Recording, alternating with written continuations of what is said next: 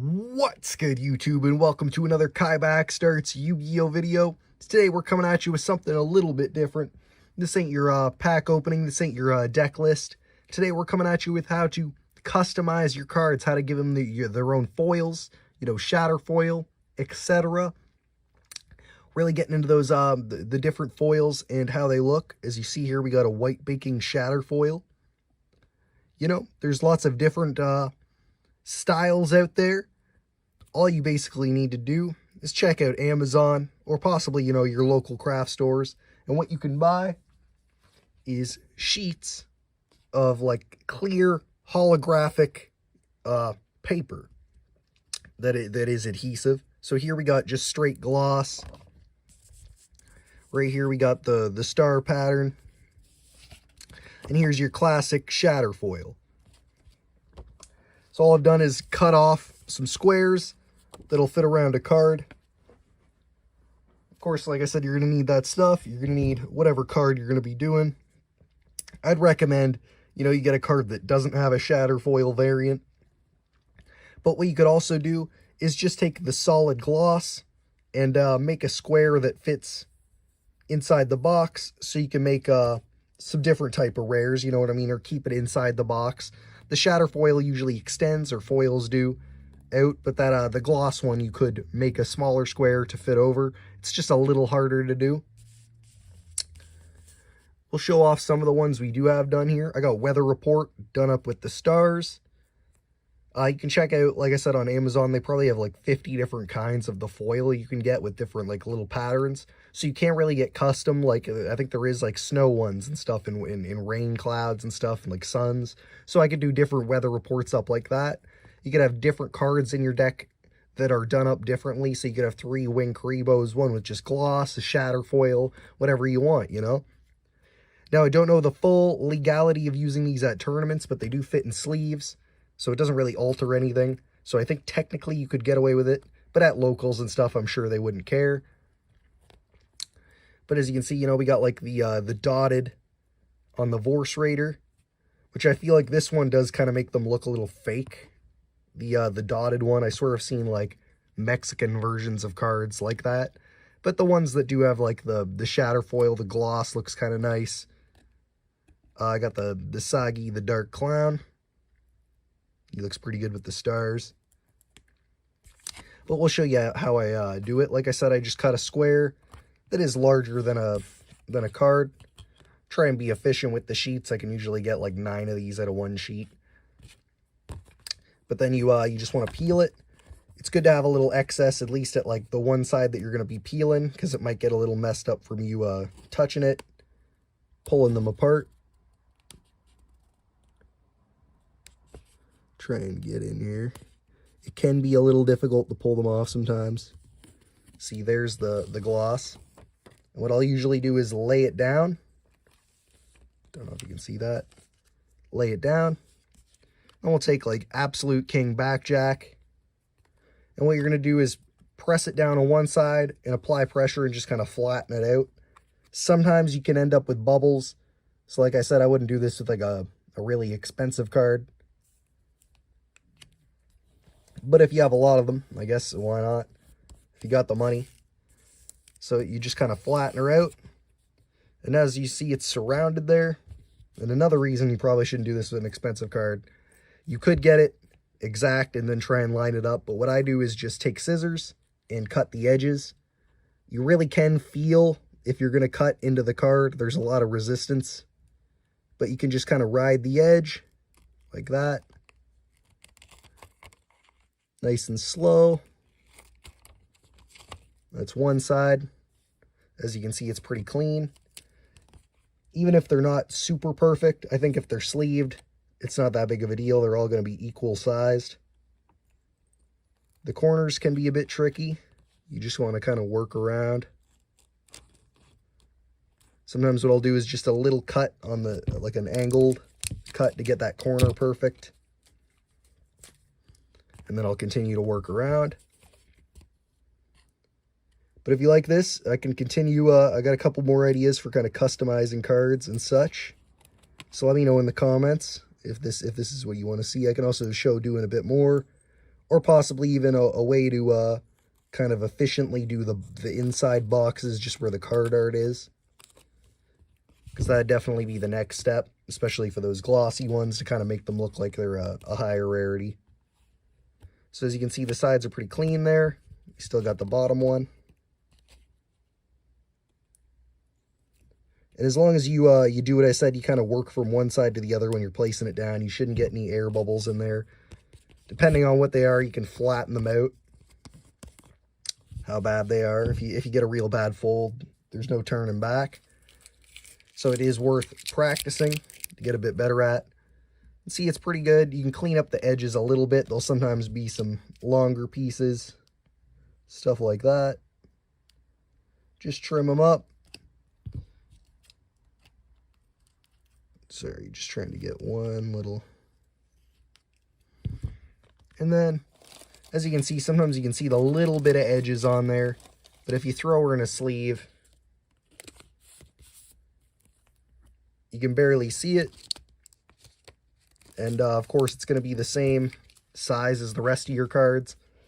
I don't know it'd be worth comparing, seeing like a full deck done in this compared to the size of a normal deck that doesn't have the foil, because obviously it'll probably add like a millimeter or two.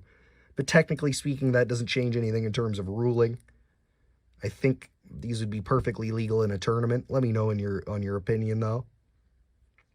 They do look pretty nice, and like I said, you can get all kinds of different designs. I just got like an assorted pack with 4. But they have a list on here, I believe. Oh yeah. For her. So you can get rainbow, broken glass, hearts, snowflakes, glitter, grids, flower. Yeah, you can get like one that's like all scratchy looking. That looks real cool. It'd be worth doing a second video to show off some more of them. But like I said, for now, I just got that like gloss, the stars, the normal white baking, you know, with the shatter foil. The shatter foil is the classic. But yeah, like I said, this is a cool way to customize your cards, especially if you're working with just like a gimmick deck or something extra, you know, that isn't worth a lot. Cool way to pimp out your cards. Like I said, if you like this idea, you know, I have a couple other ones to make you, you know, accessorize your cards, customize them, make them a bit cooler. If you want to see that, let me know in the comments. And like I said, also let me know if you think there's any problems with these in tournaments. I think locals, you'd be fine. I don't think anyone cares, but at a regional or something, there might be some controversy. Let me know how you feel about that, and let me know if you're gonna do this as well, and what cards you're gonna do it on, because I think it's a pretty cool idea, and it adds some nice flavor to some of maybe those old cards, like Weather Report. You know, he's never gotten like a shatter foil, so you can make a shatter foil Weather Report. And like I said, I might make a video in the future of doing how to get perfect kind of box art for the card art. That way you can cover it up with the gloss and make it kind of look like it's a different rarity or something. So if you like that, you know, make sure to like, comment, share, and subscribe. Hit up the other videos. This isn't our usual thing, but on this channel, you know, we switch it up a bit, do some different techniques. And with those sheets, like I said, I got like 20 of them, or maybe even more, maybe 36, I think. But all different assorted ones. You can switch it up, get different ones, customize your cards, and make them look sick, you know. I think it's definitely worth it. Let me know how you feel, and like I said, if there's any cards you're gonna pimp out, let me know in the comments. I want to hear about it. I want to know what cards you think would look sick with like a shatter foil, or maybe just like rainbow, or you know, the scratchy one like I was talking about. But yeah, check it out. Let me know how you feel. Hit up my other videos and make sure you ring that little notification bell. And thanks for watching. Peace. What's good, YouTube, and welcome to another KaibaHacksDartz Yu-Gi-Oh video. Today we're here with another DIY project. You guys loved the last ones, you know, the custom UV / ghost rares. And you know, you also loved the shatter foil video. So we're back with something kind of in the similar vein. And this is how to de-ink your Yu-Gi-Oh cards. Now, what you're going to need for this is some acetone. I recommend, you know, full-on acetone, but you can get away with nail polish remover and a few other chemicals. Then you're going to need some cotton balls, cotton pads, or cotton balls or cotton pads, and possibly some Q-tips, maybe even a paintbrush if you got a couple that you don't really care about too much. And then whatever cards you're going to be doing this on. If you're going for a kind of white finish, you're going to want commons. And if you're going to want something shiny, you're going to go with something a little bit more rare. Of course, that is shiny. So you're going to start by getting some of your acetone. I recommend doing this in a ventilated area, or just, you know, try not to breathe a lot of it in. Then you're going to get a bit on whatever you're using to spread it around. Just a tiny bit to start. And we'll show off on a common here. You're just going to use the acetone or nail polish remover and begin kind of, you know, doing circular motions or kind of back and forth motions.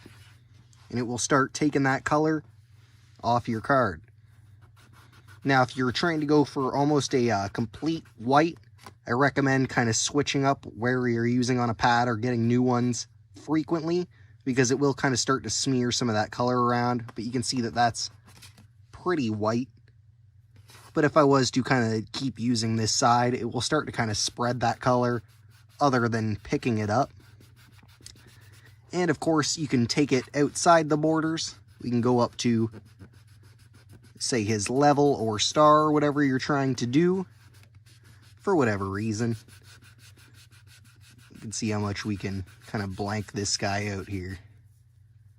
As you can see, it picks up a lot of that color. So say if you were going to redo some card art, maybe try and do something yourself, you could change the name of something, you know, do some weird stuff, kind of make a blank card like in, like the anime.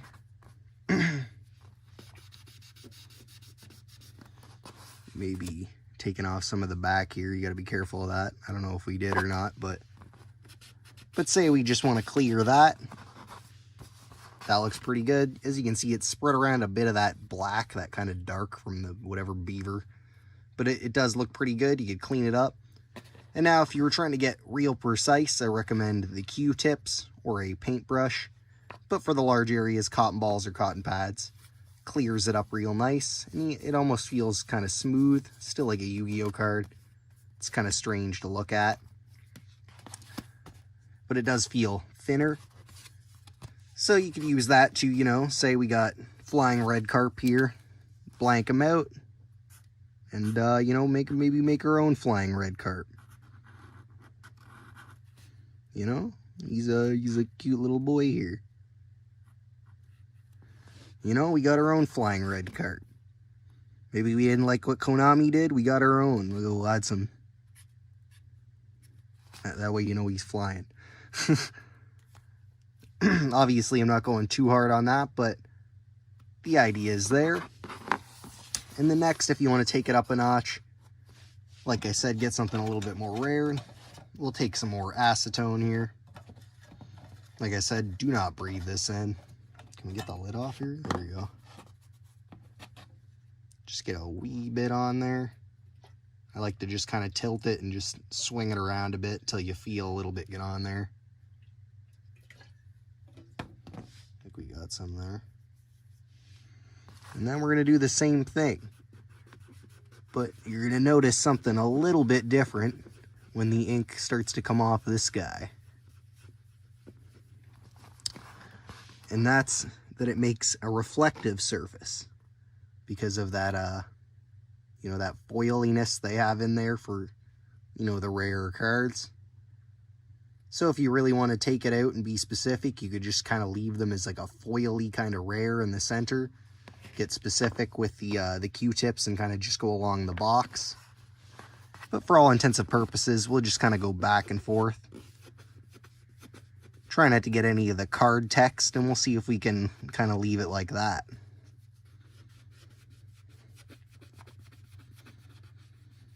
Like I said, switching it up kind of frequently where you're using is important, because you'll just start kind of spreading that color around instead of picking it up. try and take it right down to the text of the box and see how she looks.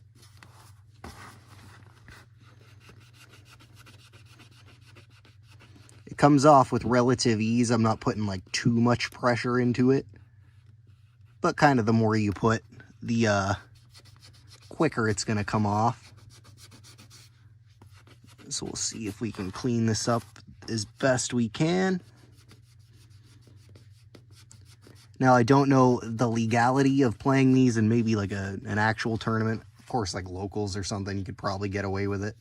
I'm sure they wouldn't mind. So you could leave it like that. You know, you could draw a fish on there or something like I did with flying red carp. Draw a dark eye, whatever you wanna draw. Or leave it like that. Like I said, it looks pretty cool. You could probably kind of clean this up a little bit more acetone, you know, move it the right way so it doesn't leave such a pattern on there. But overall, it looks pretty sweet. And I'm pretty sure that envelops the entire card, just like this envelops is enveloped with white. So you can get some really weird effects, fun stuff. I should close that up. But let me know what you're going to do with this. If you have any cool cards you think I could test out, any cool ideas you think I could try. I definitely will do this to some cards. I don't know what you'd call this. If, you know, there's the magnet rares, I guess I did, then these would be kind of like de-inked rares, or maybe like mirror rares / like blank rares. I don't know. You know, come up with a name for them. Let me know in the comments. And of course, make sure to check out my other DIY videos. I mentioned some of them, but you know, I got like dice tower, dice tray, stuff like that, in case you know you're running a Duke Devlin deck, which I'm also working on. You know, I do deck profiles, deck lists, deck updates, all that stuff, as well as other reviews, you know, pack openings, stuff like that. But you know, you got the multiple stages of what you can do with different cards. Lots of ideas and potential, and you know, reworking of some of maybe your favorite cards. You can give them a different look or try something weird with them. Like I said, if you like that, make sure to like, comment, share, and subscribe. Hit that little notification bell so you know when future videos are coming out, just like this one. And other than that, thanks for watching. Peace. What's good, YouTube, and welcome to another KaibaHacksDartz Yu-Gi-Oh video. Today we're coming at you with another Yu-Gi-Oh DIY. You know, it could be for Magic or any game that uses dice, because we are making a dice tower today. Now, Yu-Gi-Oh isn't known the most for its dice, but you know, if you're playing like a Duke Devlin deck or something along those lines, then maybe you'll need a dice tower. This one isn't fully complete, but this is just kind of an example we got going here. But it is pretty simple to make, and it can end up looking pretty cool. So for our design, all we've done is taken some cardboard, and then taken 2 cards and gotten the height of that and the length and traced that out and cut those out, and we got 3 of those pieces. Now, of course, you could cut a clear piece to go on the front, or a 4th one to also go on the front and cover it up, whatever you are feeling. So we got those 3 pieces for the walls, and then for the bottom and possibly top, if you choose to do one, all we've done is taken the size of 1 card and traced that out and cut it out, and we got 2 of those just in case. And then we've taken a couple half cuts of those. All we did was fold these in half, get the half pieces so that they are under the size of the walls. It might have to be trimmed down when you're working on it, but just get those half pieces, and those are going to be our angled bits for here and possibly the front, depending on what design you do. What I've done is just angled a card in there and glued it down for that bottom ramp. So you're basically going to take a hot glue gun and start building up your walls. So as you can see, what I kind of did for this one is that back section is kind of on the tops of the sides. So we'll do 1 side up worth of glue here. Try and get it to where you can see it. And if you get a little extra like that, sometimes there's a little burst, it's not too big of a problem. And this doesn't have to be perfect, but you do want to try and line up one end of it. So we'll go for maybe this side. And if there's excess glue, you can just kind of wipe it down. It can be a little warm. Just make sure it's right to the edge as much as possible. Clean up these little excess bits. So we got it to the edge there. We can pull it over a little bit. And then it's not too bad if there's some spillage kind of coming out the side. So we'll call that our bottom. And we're going to do the same thing on the other one so that it is, here, we'll do it for that side actually. So that it is sticking out off that side. So we're going to put some glue on this one and put that on like that. So same thing, just put a strip of glue. Doesn't have to be super strong, just enough to kind of hold the shape together.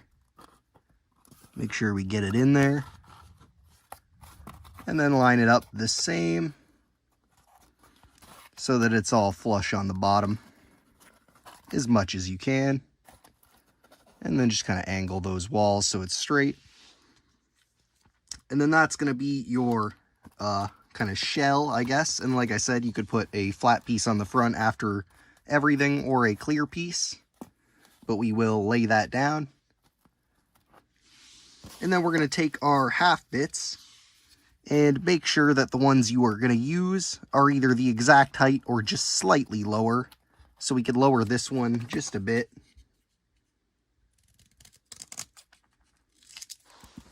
So we'll say we'll use that one. And this one seems to be okay.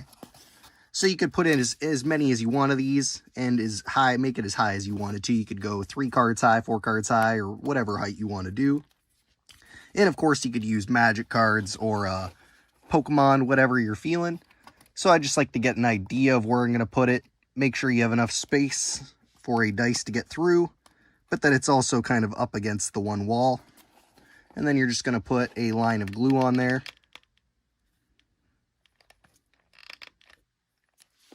And put it in place.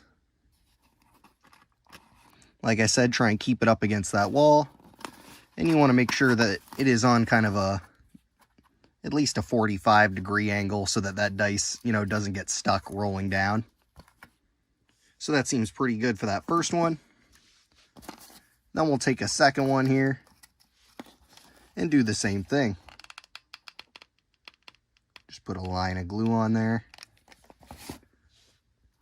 And of course, you can kind of measure it out, but you could also just eyeball it to make sure that dice are going to fit through the gaps you have made. So that seems pretty good. Kind of bring that up against the wall there a bit. And then what I like to do is just put a dab kind of on the top where it connects here, just to give it a little bit more strength, and then try and flatten that out. Make sure you get all the stringy bits. And you're most of the way done. Next, you can just throw one of these angled half bits kind of at the bottom like that, if you'd like, so that it's angled down. Or it'd probably be better to do a full one, sorry, and then you could trim off whatever piece you need. But what I am probably going to do is take one of, we'll say, reverse trap, put it on top of there, and then we can line it up and see what we can do there. So we'll just put a little bit on the reverse trap, get those edges, apply them on there. Now we're going to line them up where we want them. Make sure he's on there. And then we're going to glue it from the bottom if we can. He almost kind of fits snug in there, but we'll see what we can do. And try and keep this edge above where you're going to go if you're going to do it this way.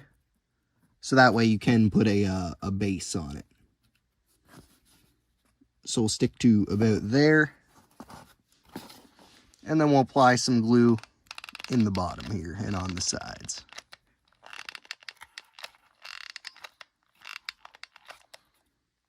Like I said, this doesn't have to be perfect. We're just kind of filling in some of those gaps. So that seems pretty good in terms of the angle. We could maybe even bring it down a little bit. And that looks pretty good. Let's give it a quick test here. Yeah, it's dropping out dice. So there you go. You basically have your main shell. Lastly, you can just kind of throw a base on there using one of the full-sized card pieces. So what we'll do is just kind of put some glue around the bottom and stick it on. Just along those edges there. I'm trying to keep it on camera. We can maybe put a bit here and see if it connects.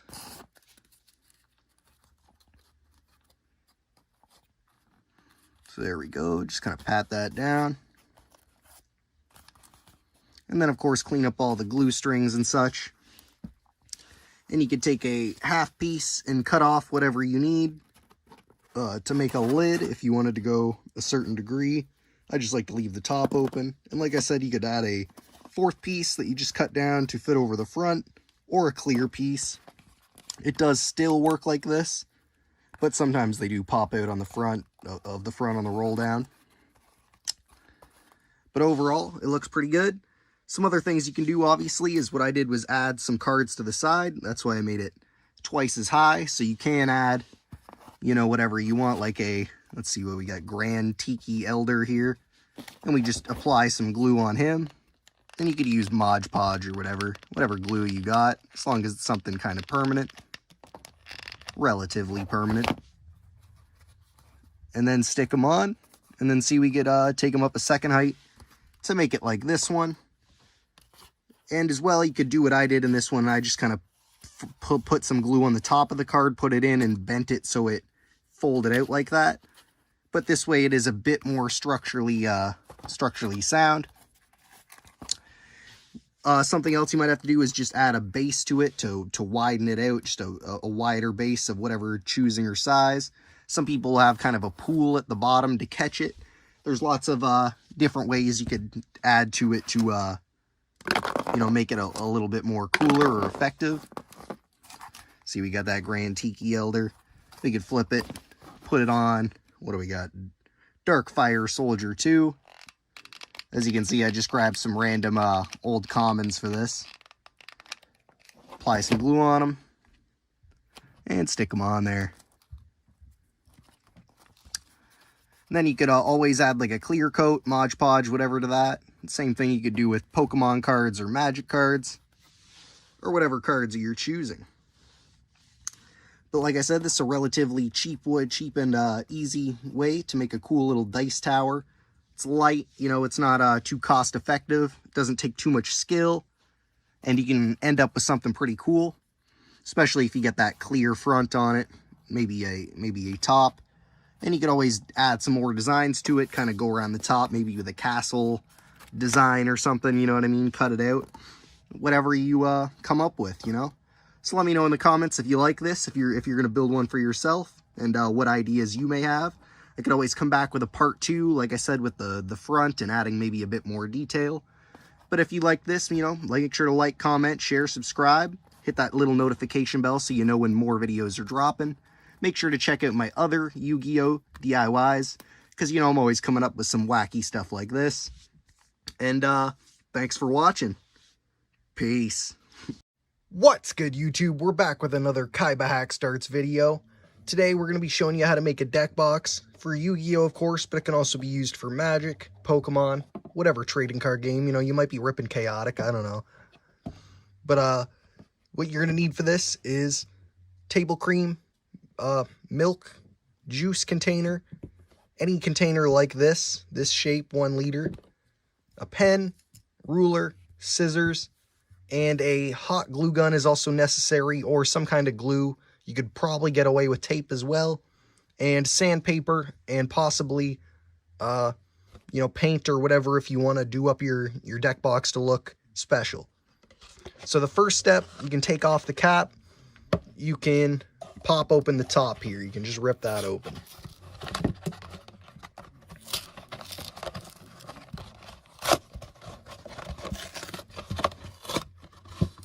Obviously, make sure this thing's cleared out.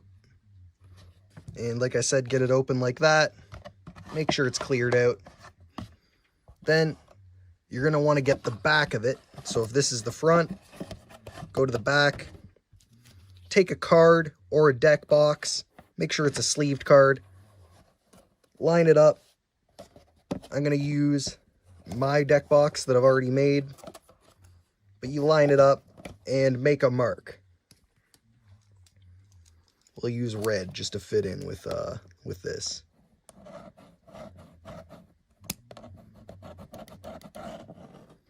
So make a mark across there. Now what you're going to want to do is cut from the top down to that line on both sides.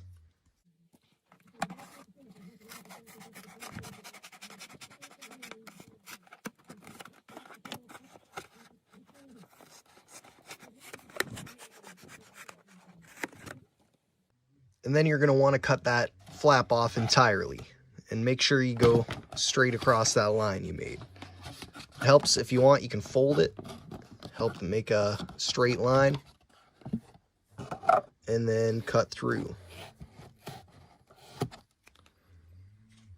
Now the next step, you're going to want to cut using that line going straight this way and on the other side. So we'll do that real quick. You don't want to do the side with the where the lid goes. So that side. So next, you're going to fold this down over onto itself, and you're going to mark right here. Now the line's not showing up too good there, but we do have it. And now, what you're going to want to do is fold this onto that line.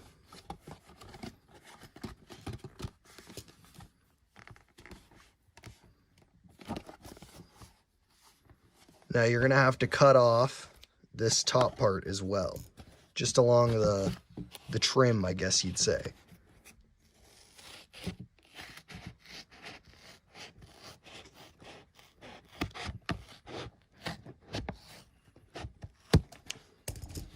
So like that. Make sure the fold is good and straight.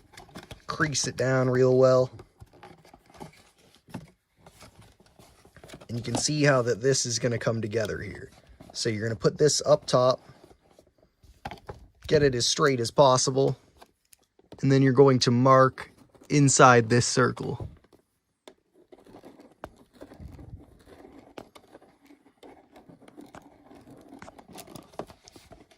Like so. Get a good marker in there. Make sure it's as straight as possible. And then next, you're going to cut that circle out. So all I'll just do is just poke a little hole in here. Be as careful as possible.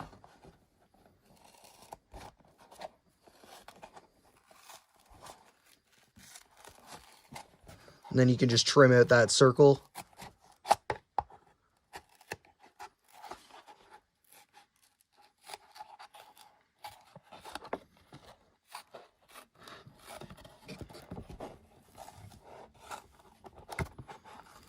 Now this doesn't have to be perfect. You will kind of have to readjust once we get a little farther along here. But you want to rip that off. And then next, you're going to cut along these lines right here.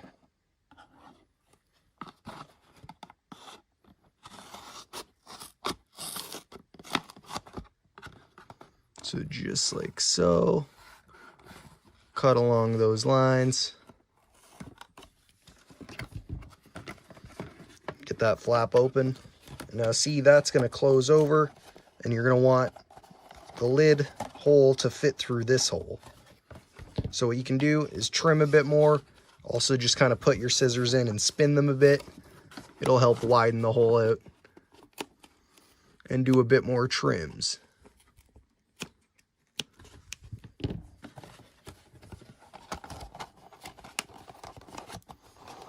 So just keep trimming it until the hole is the correct size. You can kind of pull it through to help gauge it. And that's going to be about where you want it. It's a bit tight there, but we can kind of go back and forth and it'll help loosen it up a bit. But for now, we'll move on to the next step. So you're going to want to cut down these lines right here on each side, but only to here. Show you what I mean here. Just slice down. Same on this side. Just follow that line until you get down to the base. And maybe go a bit further on this one. And then this is how it's going to come together. You're going to fold that one up, fold that one over, and this up.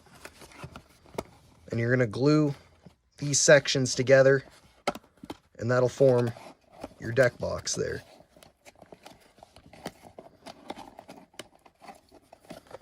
Like I said, we got to pull out this hole a bit more, but something like that will form your deck box, and then you can put the lid on to lock it. So we'll glue her up real quick and we'll come back and show off the finished product. So if you got your glue gun ready, or whatever glue you're going to be using, remember we're going to be attaching those two sides and then this to the top. So you can start any way really. Just make sure you get a good section of glue on there. Try and get right to the edges if possible.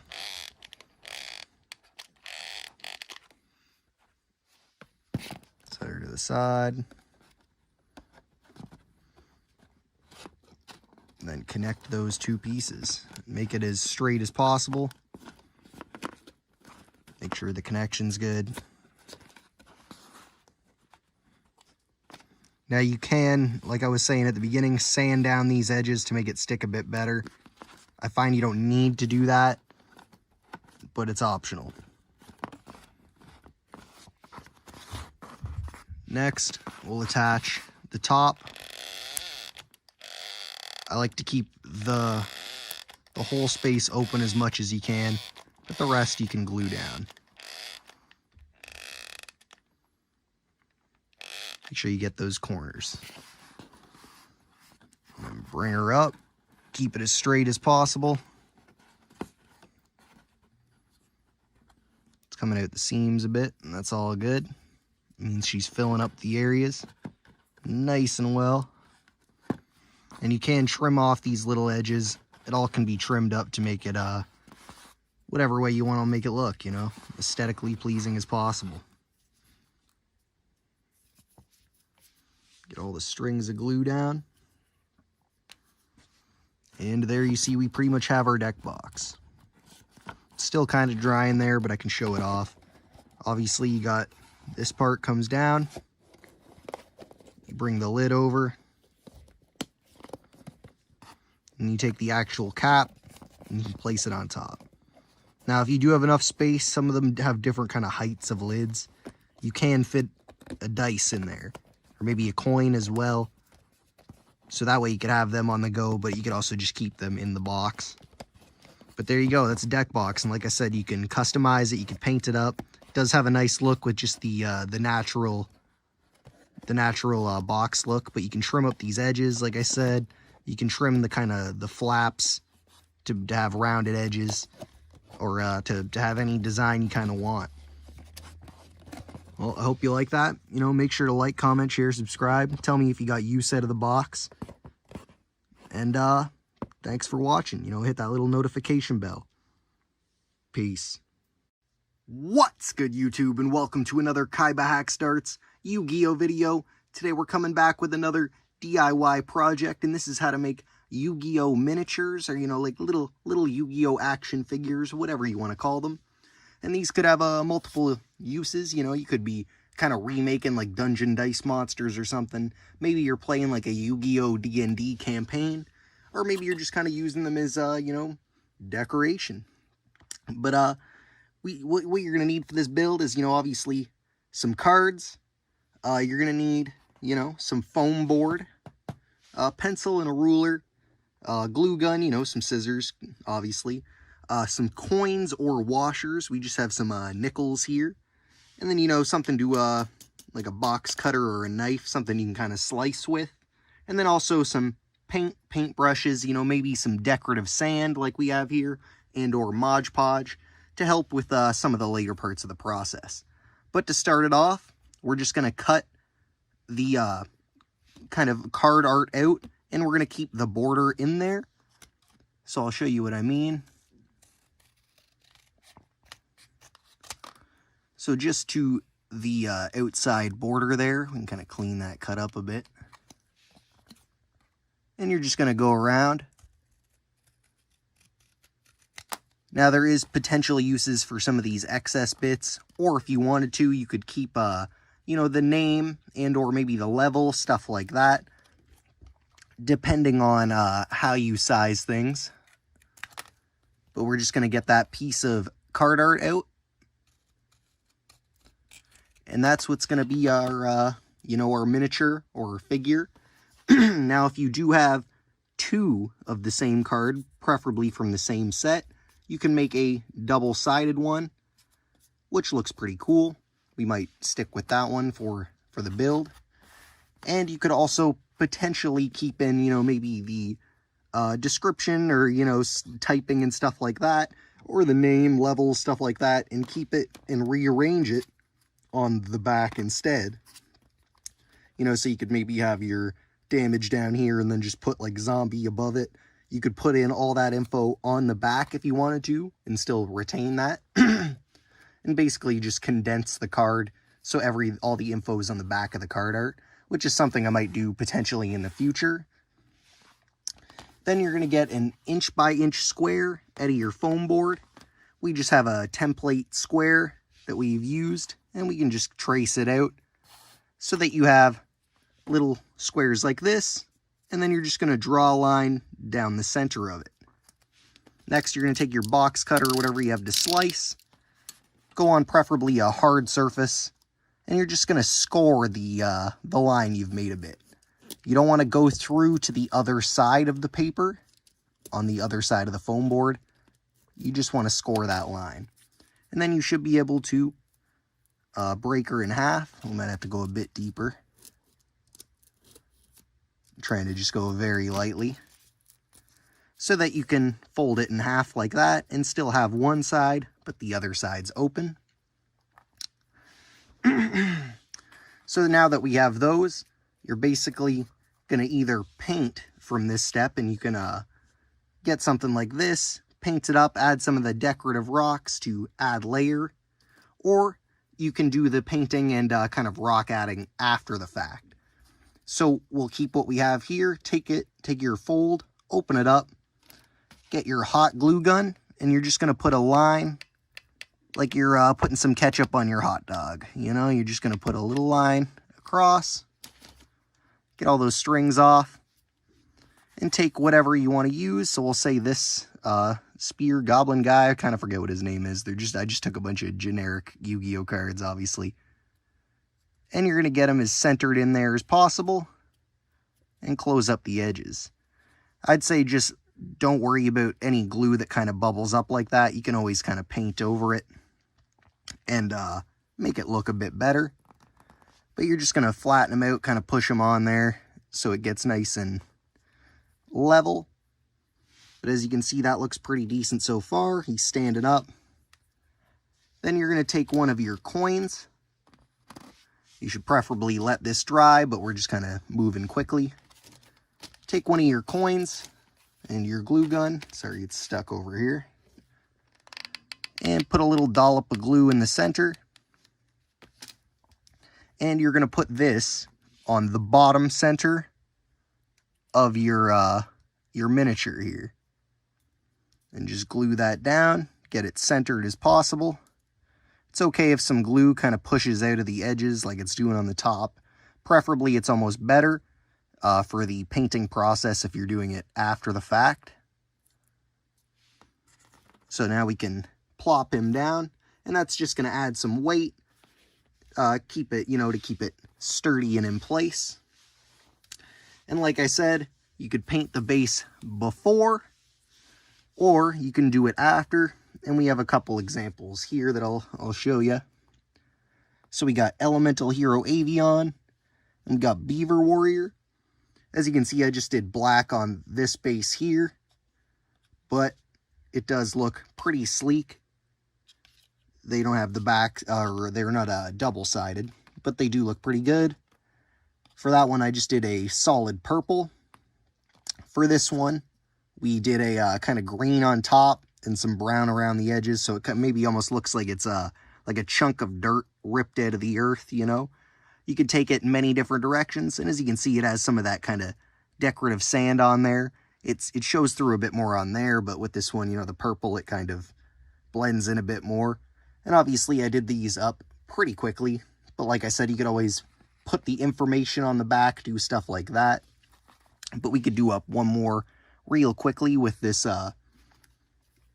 black base here that I've made. One thing about painting it before is that if you do want to cover up the kind of excess that's come out, you are going to kind of have to paint it after the fact anyway. And also for the bottom as well, you're going to have to worry about that painting over it. The coin or washer or whatever you use as a base. So you can see how they turn out, and obviously you could use these for D&D, like I said, as placeholders, or just kind of if you're doing like a Yu-Gi-Oh campaign, making up stuff as you go, you maybe have some preset Yu-Gi-Oh monsters or something, or you get some kind of special campaign going. But this is an easy way to make some sick miniatures, or maybe display some of your favorite cards. Another thing you could possibly do is take the big versions of cards that they have sometimes is like special stuff, you know what I mean, and make bigger ones for kind of large enemies, stuff like that, or use multiple cards. Some other ideas is maybe using like field spells and or equip spells, stuff like that, and making them into possible scenery, or stuff you could have kind of out on the field as well for whatever you're doing. And like I said, you could also use this for like dungeon dice monsters, and remake it like Thunderball, and all the Orgoth the Relentless, all the ones that were used in that, and you could remake it and you just have it inch by inch squares, and you're just moving across it, because obviously these are inch squares. So that works pretty good if that's potentially what you're doing, which I might be doing in the future. And it's real easy to do, and something else to do with your commons, like I've done for maybe the dice towers and stuff like that. Something nice to do with your commons, and it does look pretty sick, especially the double-sided. Or, like I said, I could maybe do in the future and keep some of the card, info intact, and then kind of rearrange it on the back so you could still have, like, Dark and his name and all that. Maybe cut the description if it's an effect or whatever, or a normal monster or whatever, and you just want to keep some detail, maybe just level, whatever. But let me know how you think about this, if you have any uses that I haven't really talked about, if you have any ways to kind of upgrade them. You could always try and cut out the actual, like, monster itself if it isn't taking up the full card art, but that's up to you. Another detail you could maybe do is just take a Sharpie and go around the edges of the white border. That can help to kind of make it pop out a bit more and just make it look a bit more legit. And obviously, if you take time and put in a lot of work, you can make these look pretty sick. And there's tons of uses for them. So like I said, let me know if you have any ideas for them, or if there's anything you think I missed, any ways to improve them. Other than that, make sure to check out my other videos. I do lots of Yu-Gi-Oh DIY projects that kind of cross over to other trading card games or D&D. As well as, just random Yu-Gi-Oh videos like deck profiles and stuff like that. So make sure to like, comment, share, subscribe, hit that little notification bell so you know when new videos are coming out. And there'll probably be some more content related to these, as well as the stuff that I already have in the playlist. So make sure, like I said, to check that out. And other than that, thanks for watching. Peace. What's good, YouTube, and welcome to another KaibaHacksDartz Yu-Gi-Oh video. Today we're coming at you with another DIY project, and this is how to make ghost rares, UV rares. Of course, you can do this for any trading card game. If you want to make your chaotic cards into some UV rares, go ahead. You know, Pokemon, Magic the Gathering. But today we're just going to show you how to do it for Yu-Gi-Oh! But this project, like I said, could be done with any card. So what you're going to need is your cards, of course, a soft kind of sleeve, one of these like double-sided clear sleeves. You know, usually if you order singles, or if you get singles at like a card shop, they'll put it in this. And then you're going to need a hard plastic top loader, preferably a clean one, or if you've used it for this project before, it will have a clean side to it that you can reuse. You're going to need some Ziploc bags, possibly a sleeve. If you don't have one of these softer ones, you can use a normal sleeve to replace it. And then you're going to need some scissors and black tape if you have it. If not, you should be able to get away with lighter colors. Just maybe try and double layer it, or you might need some small tape as well, just to make it a little bit more convenient for one part. So what you're going to do is take your card. We got Light Force Sword. I think that'll look pretty cool. Ghost Rare, UV Rare. We're going to put it inside our sleeve here, right to the bottom. Then we're going to take the clean side and make sure you've done this. I have done this before. I just don't know where the cards are, but this is my little kit for it, I guess you would say. And we're going to put it in just enough that there is some overhang of the sleeve. So that way we can fold that down and keep this card from moving in place. So we're going to fold that over, grab a little bit of our small tape. Like I said, you could just use big tape for this, but I like to use something that isn't too permanent. This tape works pretty well. And just lay it across there. Sometimes I'll do a little double here. You don't want too much on there, so don't go wild with it, because this will have to come off eventually, of course. So there we go. We got it in place. It ain't moving. She's steady. And then we're going to take our black tape or whatever else you have. And like I said, if it's something that the light's going to get through, you're going to want to double layer it. You're going to take a piece that is long enough, about the length of the card art, but obviously you can go past it. Not that big of a deal. You can cut it off after. And you're going to put it right to the edge of the card art's thing. You know, you want to go inside of this line, not on the outside of that line.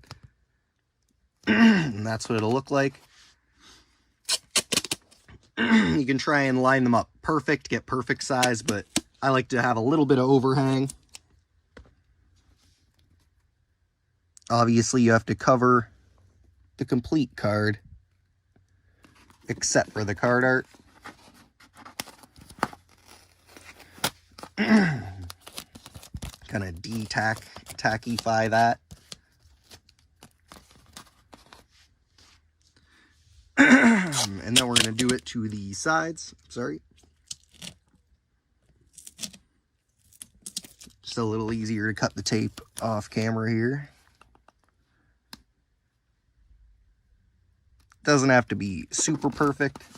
And also, I'd recommend, obviously, don't do this with super expensive cards unless you're willing to risk it. And there will be a difference depending on, you know, different cards on what kind of what gets taken by the light, because we are going to leave these out in the sun to essentially bake the color off. And some colors will go first before others. It's just kind of how the UV rays hit it. I won't go too in depth on which colors will kind of show through and which colors will kind of be taken. But the longer you leave them out there, the more kind of ghost rare-y they will become.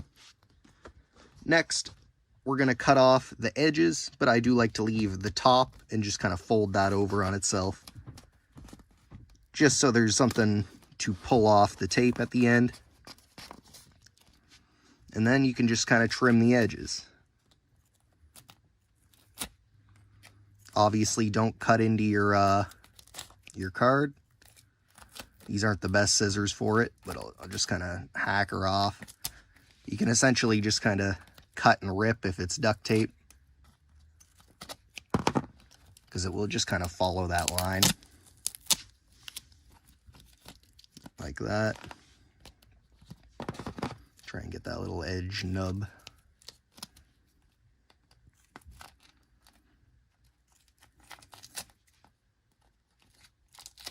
This part, like I said, does not have to be perfect. As long as it's covering the card, you should be good.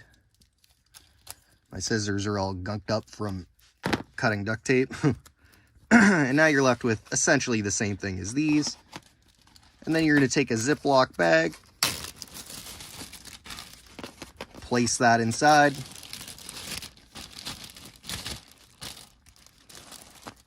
Make sure you get all that air out. And we're going to do a bit of a fold up once we do that. Seal her up. And then you can just kind of fold her down. And now your card is going to be safe from the elements. And you're just going to set it out somewhere where it can sit in place. You know, maybe put a rock or something like it's an MRE on top of it. And you're essentially good. And just let it bake.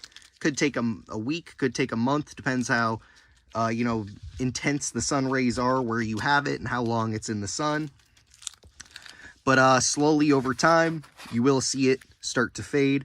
And this will just be the part 1 of this video. We will come back maybe a week or 2 when we start to see a little bit of change, and we can compare to what they used to look like. But like I said, same thing. We'll just throw Wing Karibo and Donzalug into some bags. And these will take some time and cook into UV, Ghost Ray Rare, UV Rare, Ghost Rare. You can do this in the winter if you do get some sun. And obviously if you had some kind of maybe like a UV lamp, you would possibly be able to do this as well. But you want to make sure those bags are sealed well. You could always, if you are worried about it, you know, you have enough time to kind of pay attention to them, go out and take them out when you know rain's coming, like move them out of the environment, the elements. But this is essentially all you need to get them into that UV Ghost Rare look.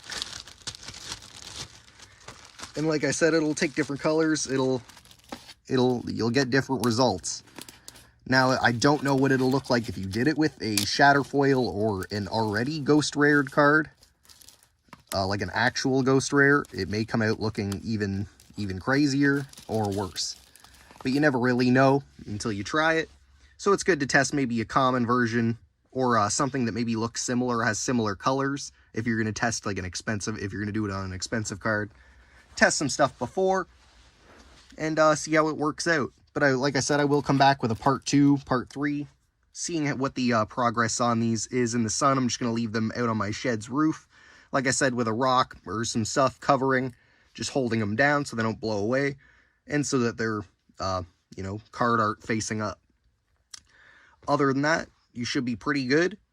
And make sure to check out my how to make custom Shatterfoil videos, of course. And, you know, make sure to like, comment, share, and subscribe.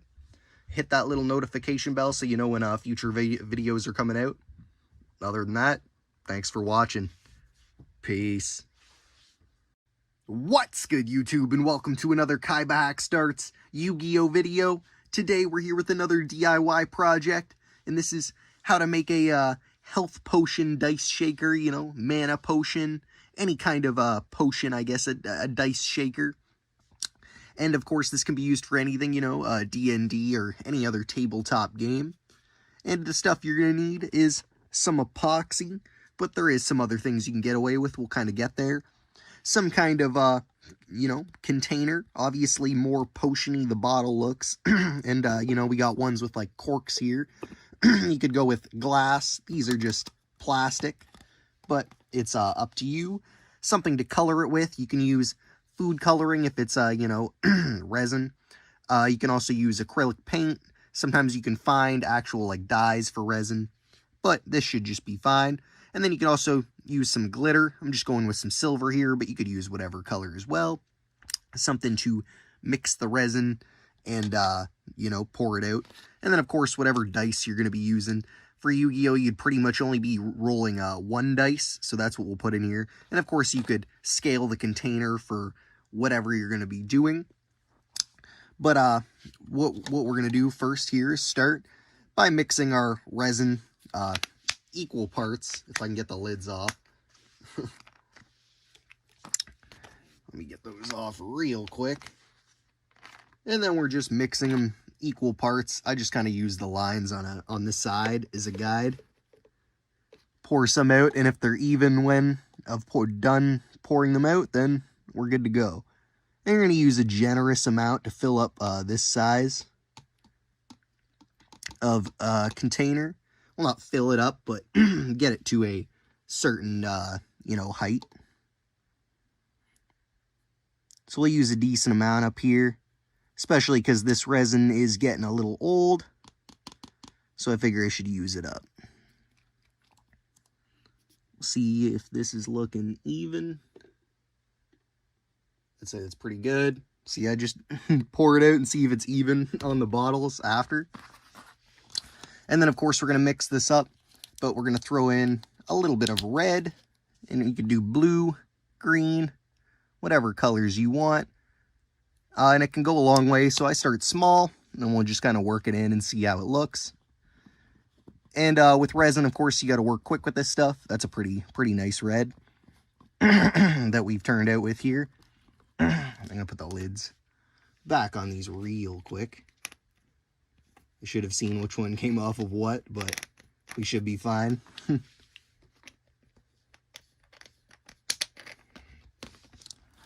we'll continue mixing this up, and then we'll throw a little bit of glitter in there.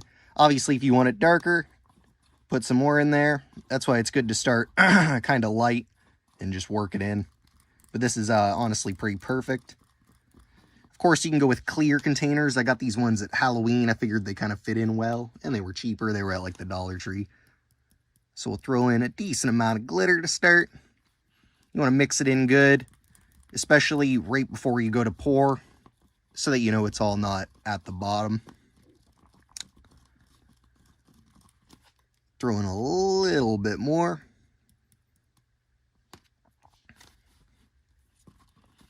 And like I said, you can use different dice. You can, for whatever purpose, if you're making like a specific potion in D&D that, you know, you're hitting a lot or something.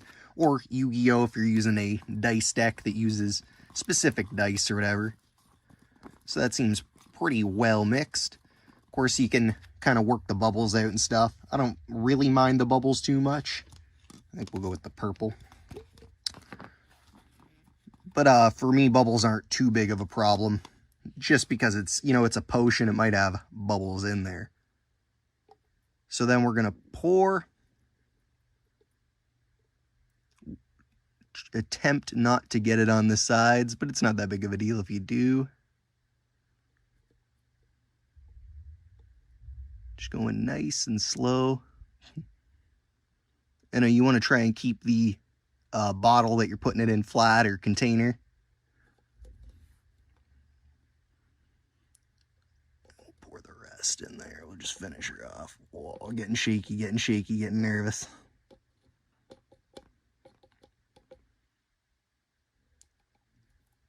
Try and let this little drip finish. There we go. And bam, essentially that's it. You want to let it sit flat for at least 12, 24 hours. And then you can kind of, I like to have the cup, don't, you know, try not to throw it out, keep it to the side.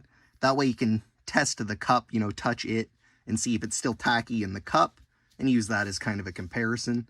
But of course it'll take a bit longer because it's a bit thicker depending on how you did. Of course, epoxy and resin can be kind of expensive, so I only fill a little portion of the bottle, depending on the size of the bottle and how much resin you have, or where you get it. You know, you can just get like little kind of syringes of epoxy at like the dollar store, and 2 or 3 of them will get you up to here, or around that. So you don't have to spend as much if you're going, you know, just to make one. But if you're going bulk, you can get bigger bottles of, you know, the A and B kind of resin mix. But essentially, while I'm just kind of wiping my hands off in the background here, this is what you're going to turn out with. This one we've had sitting. We did blue in there. Looks real nice. And of course, you throw the dice in. Now you could always seal up the top. What I've seen some people do, I don't know if you could get away with it with the plastic, but I think maybe if you put it in like the freezer or something, or just got it cold, what you could do is take wax and seal the top. You could of course just glue it, stuff like that. I've seen people, you know, make labels. You could of course take some, what I see also people do is take twine, wrap it around the top, you know, make a little like tag, write whatever potion it is, you know, and then of course you can spin the dice. Like I said, for Yu-Gi-Oh, you're mainly just doing 1d6, so that's how it would kind of be. But then obviously you would step it up and add whatever dice you need for whatever specific situations, and of course multiples of dice. So if there's anything you think I missed in this video, let me know. Like I said, there is kind of an alternative to this. If you have a glass bottle or something like that, you can maybe get away with using hot glue and kind of just mixing up a bit of it and just kind of sticking it in there and making like a messier potion, you know, loading it up.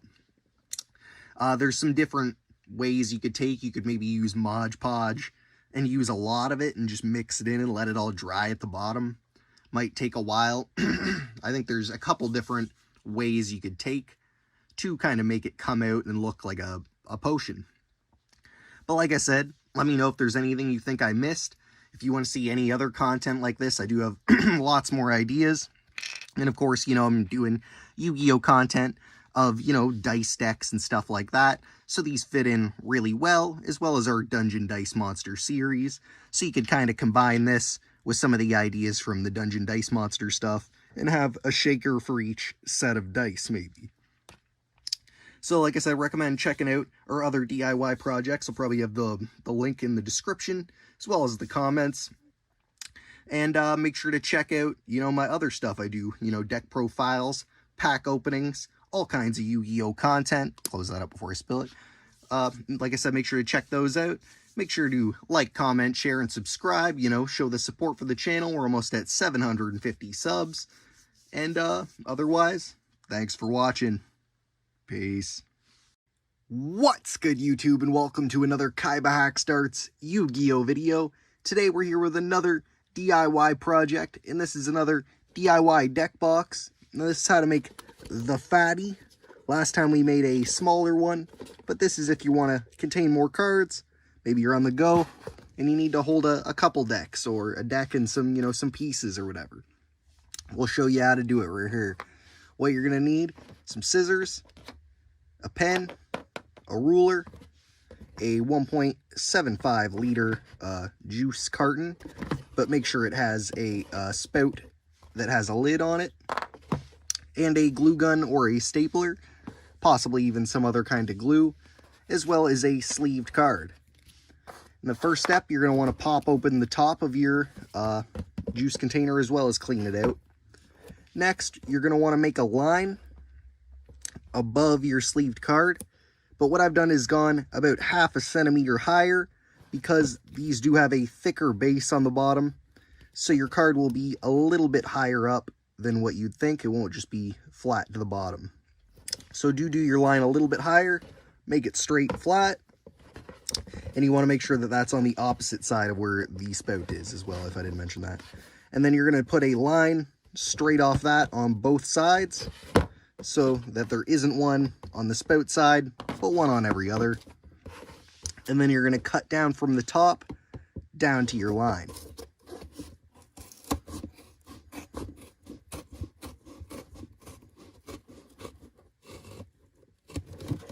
Do this on both sides.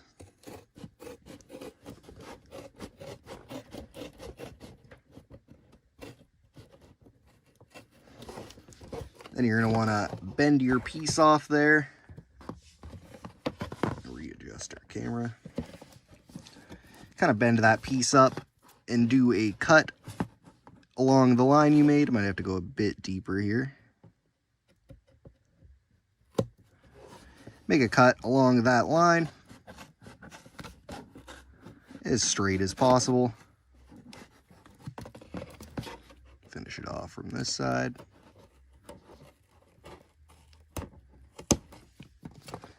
And then you're going to bring that line down to each side. Once again, as straight as possible. I just kind of use a ruler off of the line we already have.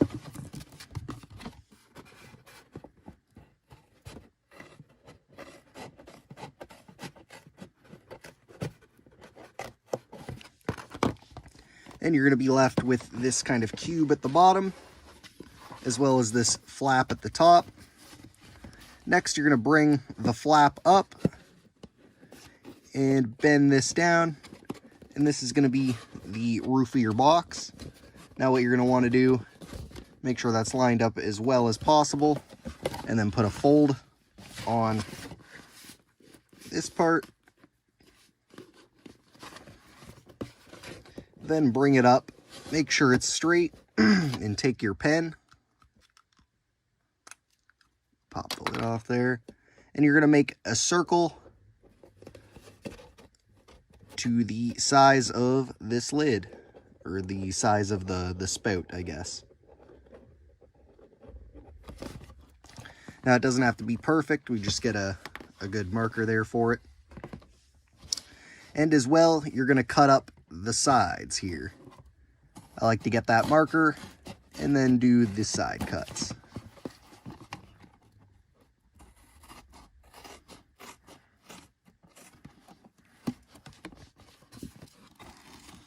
Bring that all the way to the bottom.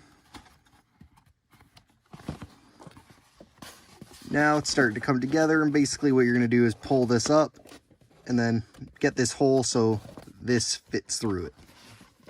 So we'll just poke through. We'll start with our pen here. Poke a hole in the middle. And then I'll usually just kind of cut some edges out. Like I said, it doesn't have to be too perfect, as long as you get the spout through the hole. So I'll just kind of lightly follow the line and then make some adjustments after.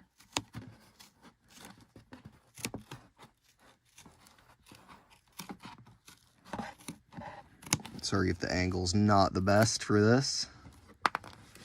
We have a starting circle there. We can kind of clean it up on this side.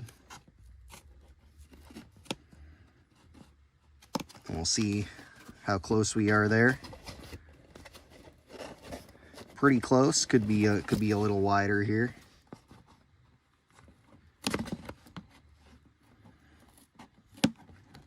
And if it's a little bit bigger, it's not too big of a deal, as long as some part of it is still under the lid. But you want it to be as close as possible. So we can fit the lid through there. And that's going to be most of your box there. You can always kind of work that hole as you please.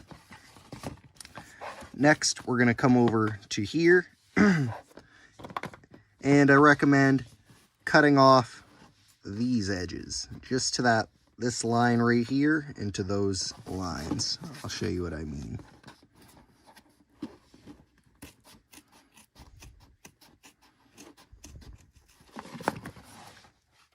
Now you can cut the middle edge off as well, but I find it's fine if it stays on there. It's not that big of a deal.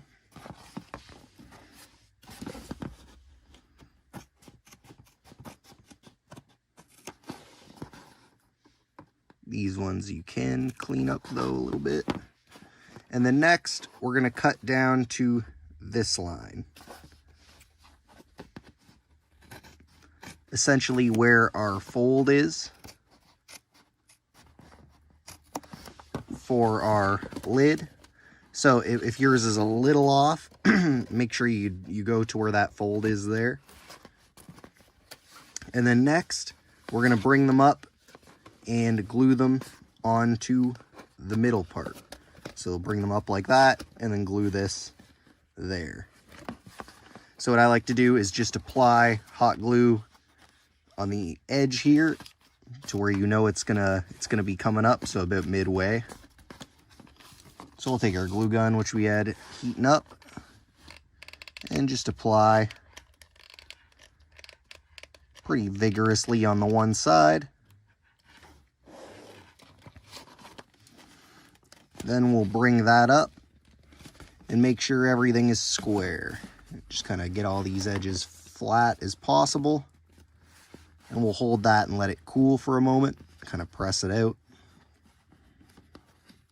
If some glue kind of leaks out into the inside, not that big of a deal. You can just kind of spread her out, and it won't really affect anything, but you can always kind of clean it up later if need be. And then we're basically going to do the same thing, but we can kind of overlap a bit. So we're going to take this edge. Might be easier if I kind of bring it up here. Apply that glue. Like I said, we can overlap just a bit here.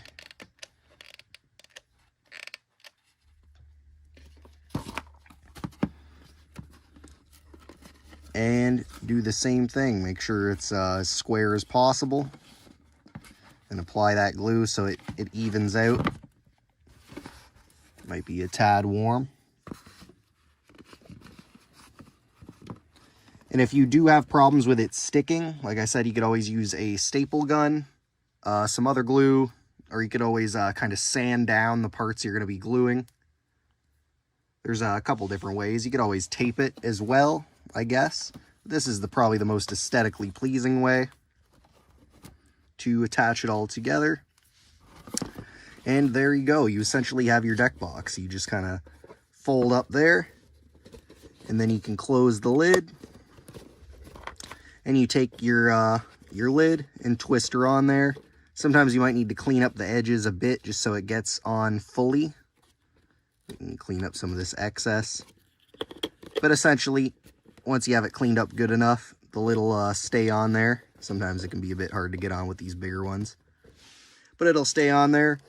And same thing, you could, with the original, you could sometimes fit a dice in there, or maybe a small coin for, coin flips.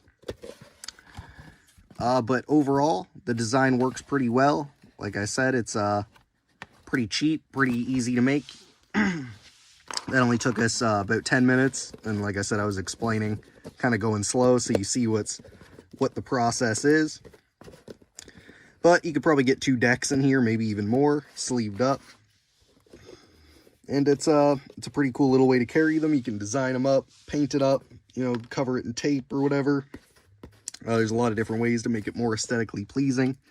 If you need to, you can always add some like Mod Podge on some weaker areas if you're concerned about it. Like if the lid area, if you get it good, and maybe it's a little too close to the top there, you can always Mod Podge or use some glue to kind of fix that up, tape, whatever. But that essentially is the deck box. Let me know how you like it. Let me know if there's any improvements you think I could make or anything you could do. You think I could do a little different. You could always kind of trim up some of these corners. They're not too essential. Kind of make designs on there. Clean up, like you can make this a bit more of a flap, a circular flap if you want to. There's a lot of edges you can trim down. But overall, it's a pretty nice deck box. It works well. Like I said, you can design them up or just kind of keep them when, your favorite drinks or whatever. But it looks pretty good.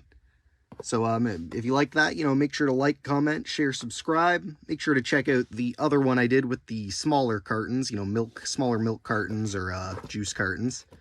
And, make sure to check out my other videos. I do deck profiles, pack openings, other DIY videos. Recently we did, like the dice tower, how to make shatterfoil cards, stuff like that. And I definitely do plan to do more in the future. So like I said, make sure to hit that little notification bell so you're notified when content's coming out. And other than that, thanks for watching. Peace. What's good, YouTube, and welcome to another KaibaHacksDartz Yu-Gi-Oh video. Today we're here with kind of another Yu-Gi-Oh DIY, and this is how to make magnetic Yu-Gi-Oh cards. Now, there isn't really a purpose for these in terms of like gameplay, but you want to maybe snazz up your fridge a bit. You want to have them around. They're just kind of cool to throw on, whatever, maybe a toolbox, whatever metal surface. Maybe you got a metal door. They're pretty sweet. And it's not too hard to do. All you're going to need really is whatever cards you're going to be using. Here I got an Upstart Goblin and a Karibo, something I just have a lot of or that aren't worth too much.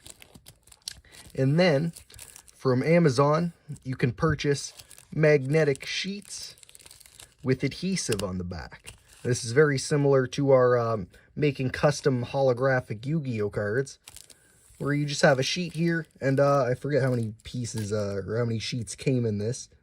Maybe 80 or 100, but it's a hefty amount of them. And of course, it's not too difficult to do. All you're going to want to do is peel the corner off your sheet. Make sure your hands are clean, the card's clean. You can use like a bent up old card if you wanted to, but it obviously looks a bit better with a fresh card that isn't bent or anything wrong with it. And then you're going to want to line it up. I usually just set it so the sticky side is facing up. Line up the card as well as possible to get it in the middle. And of course, you could always cut it first if you got the size correctly, or if you want to kind of trace it out or whatever. Trace it, get the size correct. You could do it right onto the white paper. But instead of that, we are just going to use scissors. And we're going to follow the line of the card, just like we did in the holographic customs and the shatter foils and such. So we're just going to follow that line. You can tell if you're going to cut into the card. And like I said, it's worth, obviously, to use cheaper cards or cards that you don't really care about too much or got a lot of.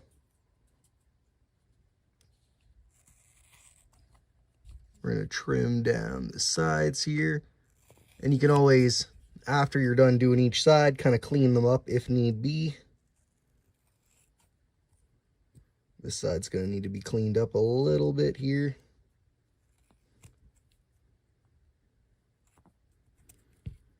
Then you're going to remove all the extra schmutz, magnetic schmutz from your scissors or whatever you use to cut. And there we go. We got a magnetic Karibo. And like I said, this has a not really like a tournament use or kind of play use. You maybe could make a deck out of these, but obviously it's going to be pretty thick. Like if this is 80 or 100, you know what I mean? And then all these layered up. It's going to make it pretty thick. But if that's something you want to see, it's something I could possibly do. Just take some old like starter decks or something and make them all magnetic. But it is a cool way. You could set up your fridge with like a little field or something, or your toolbox or whatever. Any other ideas, let me know in the comments. Another cool idea I did have is if you were to make kind of a dual disc or something like that, maybe just for show, you could have a metal surface on it to keep the cards on there. So if you're filming videos or doing something like that, which is something I may do in the future, is just kind of build like a demonstrational, maybe like a cosplay dual disc, and then you could just have these popping on and off of it. I think that'd be a pretty cool idea. Like I said, we could do one more here. We got the Upstart Goblin. Might as well get into her. Plenty of these sheets, and they're pretty cheap on Amazon. I don't think it was more than like 20 bucks for the pack. And you could get larger sheets and kind of cut them down. I just went for ones that are closest to a Yu-Gi-Oh card without going too small, obviously. But I think this is a fun way, to snazz up your cards. Do something with your extras, maybe your commons that, you're not going to use in a deck, but you still like. That way you can throw them on your fridge. You know, if you're in high school or whatever, you can throw them on your locker. Whatever you want to rip with them. You got something magnetic. You can hook it up.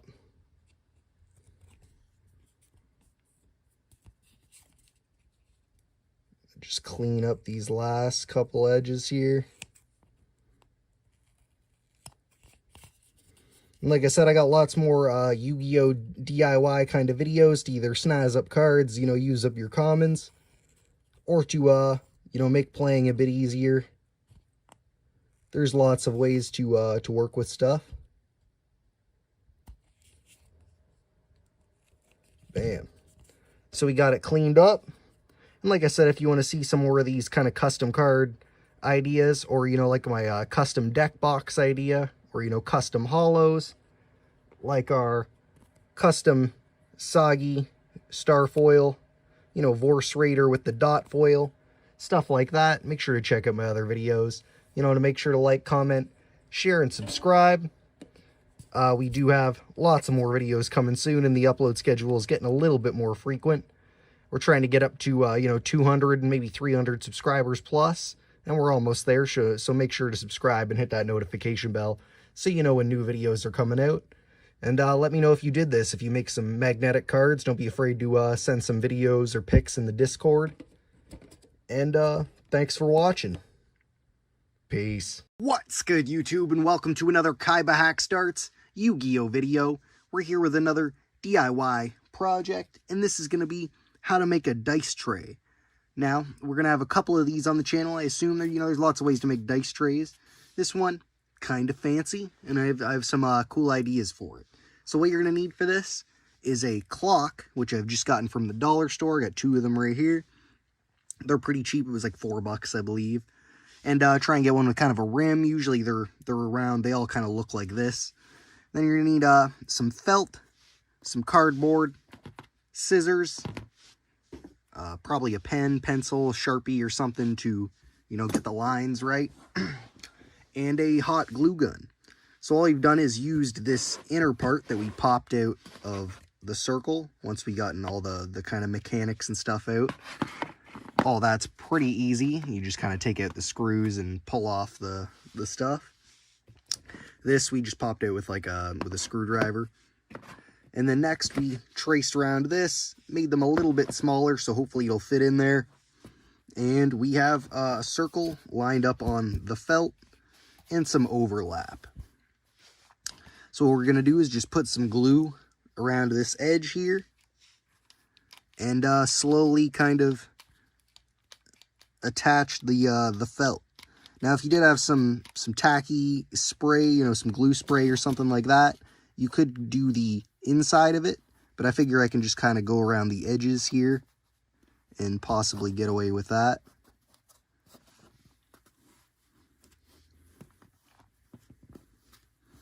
So we'll just kind of tack it down as we go.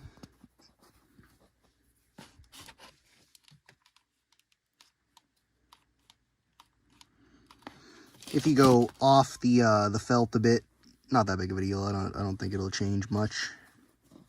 Should all be pretty even. And it doesn't have to be perfect, and I wouldn't think. This is my first time attempting this.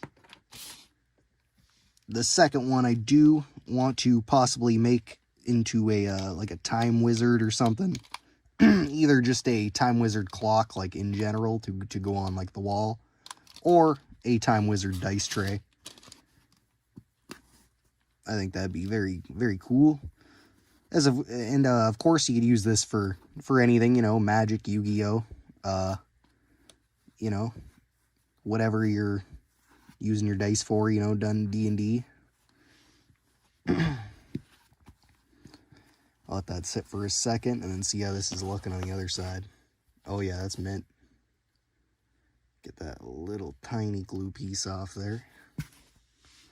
And we'll just continue around.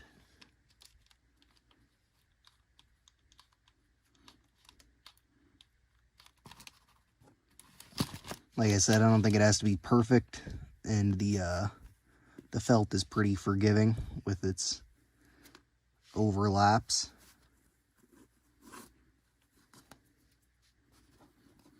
And we got this last little section here.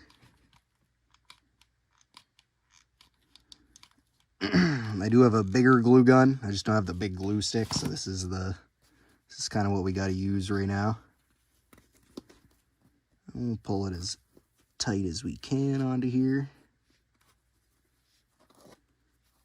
And we can use the little extra we have just to get some of these flappy bits glued down.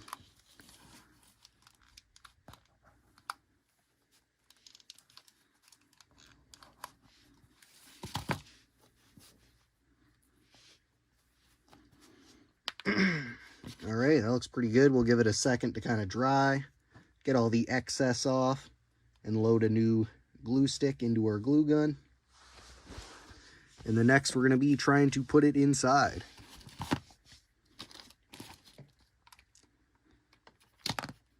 So I think what we'll do is put glue into this.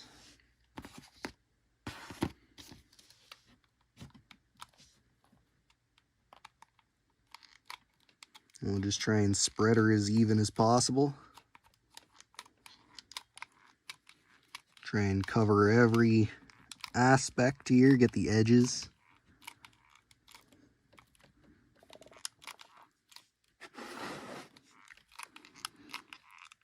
Trying to cover as much as I can with this small glue gun. Like I said, it'd be a lot easier with the bigger one.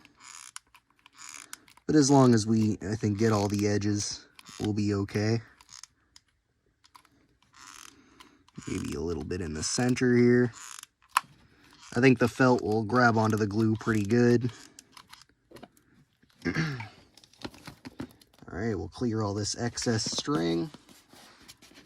We'll grab it and we'll insert her in there.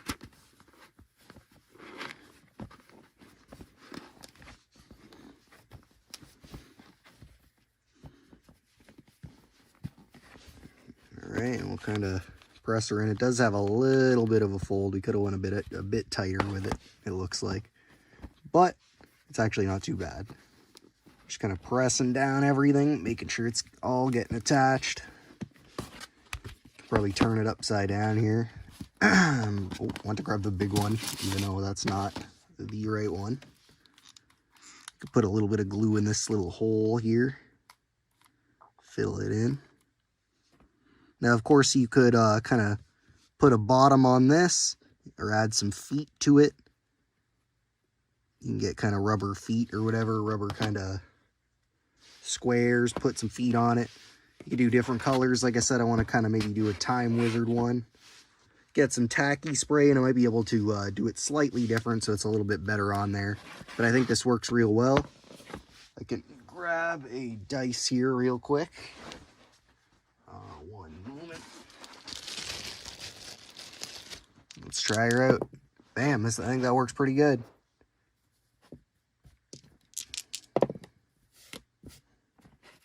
You know, a nice little dice tray. Looks pretty fancy. Let's go for a big roll. I love the satisfying sound. It kind of, you know, I think it could be maybe wood. Make it a little bit more satisfying. Oh, we do got one rolling out of there. We do got them rolling out, which isn't the best. We could go for maybe a thinner material. But like I said, we can try and throw on the excess kind of band here that might add a little bit of height. It should just kind of push on, but I think they do line up specifically here. Adds a little bit of height.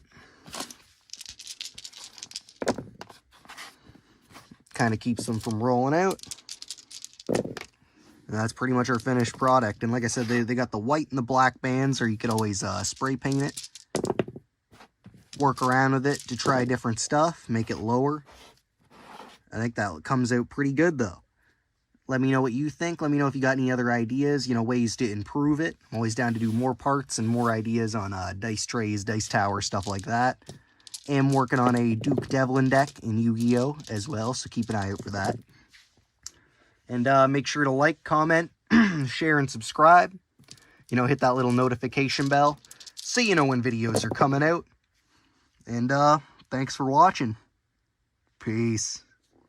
What's good, YouTube, and welcome to another KaibaHacksDartz Yu-Gi-Oh video. Today we're here with another DIY project, and this one is an easy, kind of simple project, but it's a pretty fun one, and it ends up looking pretty dope. And as by the title you know, we're making a dice case. And of course, this can be used for, Yu-Gi-Oh, Dungeon Dice Monsters, D&D, anything that you're using dice in.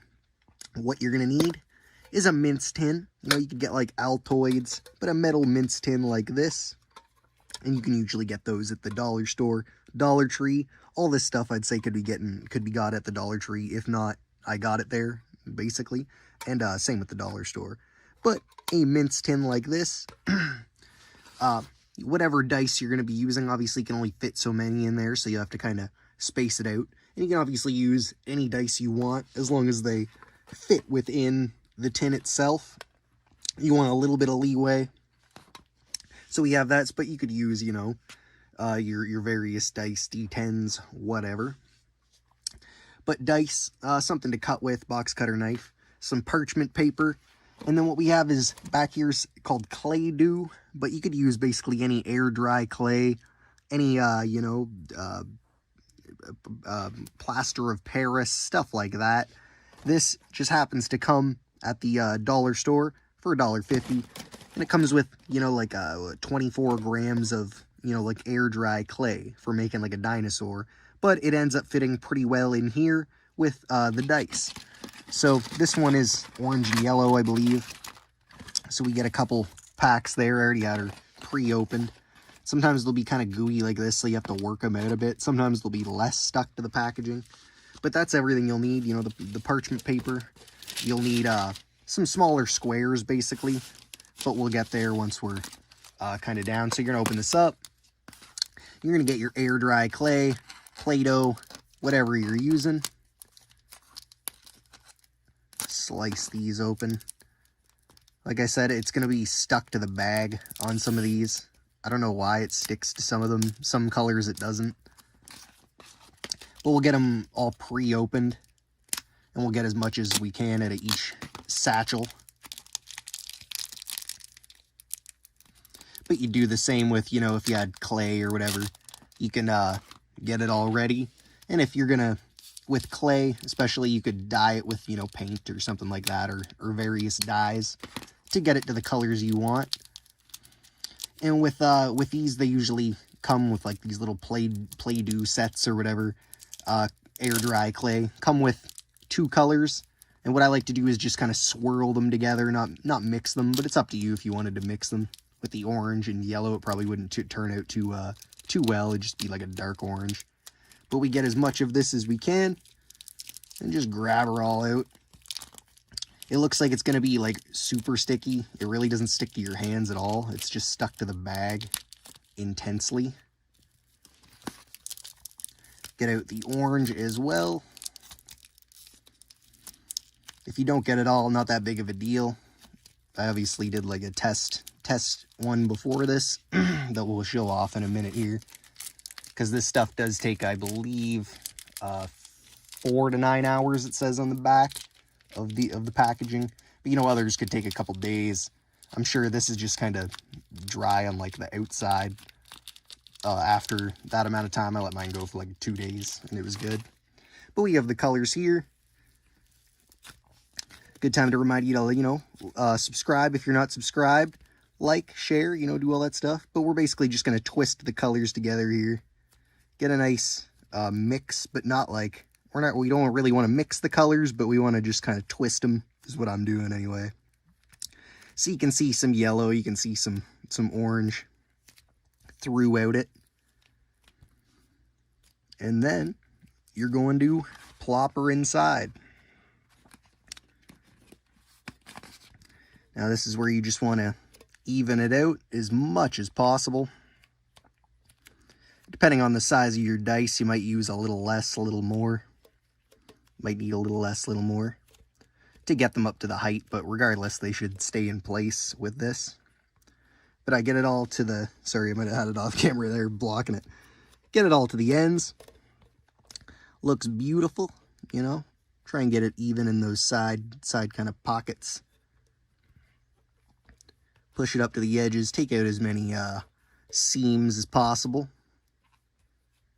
And you can even go up to these back lines here, just because of the way the hinges work. But I try to keep it, you know, as even as possible, like I said. Then you're going to set that down. Get your parchment paper. And this is where you want to have some dice that you don't really care about, because they can get kind of, this one got mucked up, but it was because I did it as the first test one to see if they would stick to the dice. It did, obviously. I think I could still wash it off, probably, but it's not that big of a deal. These are just dollar store dice. But you're going to wrap your dice like this, and then you're going to line up where you want it. So we're going to go about here. Say that's about center. For this one, we're going to do 5 dice worth. So you're going to repeat that process 5 times with whatever dice. Well, if you're doing 5, as many times as you need be, I guess. You're just going to squish them in as deep as you can, try and get them flat, and try and make sure they're wrapped pretty nicely. It doesn't have to be perfect, but so it does have a snugger hold. Rip off a couple more pieces here. I apologize for the noise. Try and evenly space these out. I know it looks a little difficult to see right now, and it's not that big of a deal if they aren't, but it is what it is. 2 more to go here.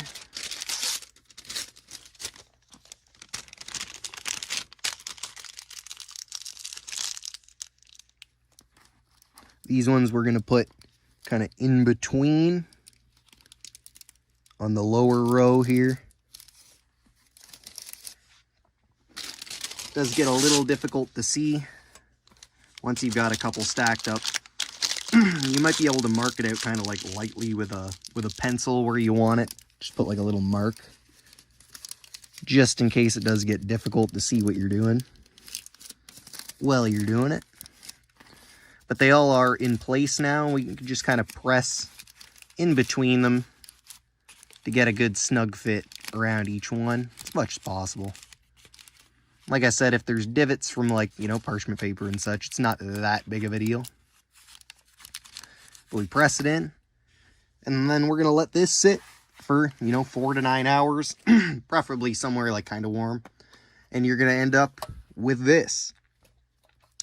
Obviously, where we took the parchment paper off, and our, you know, those dice we used for this one.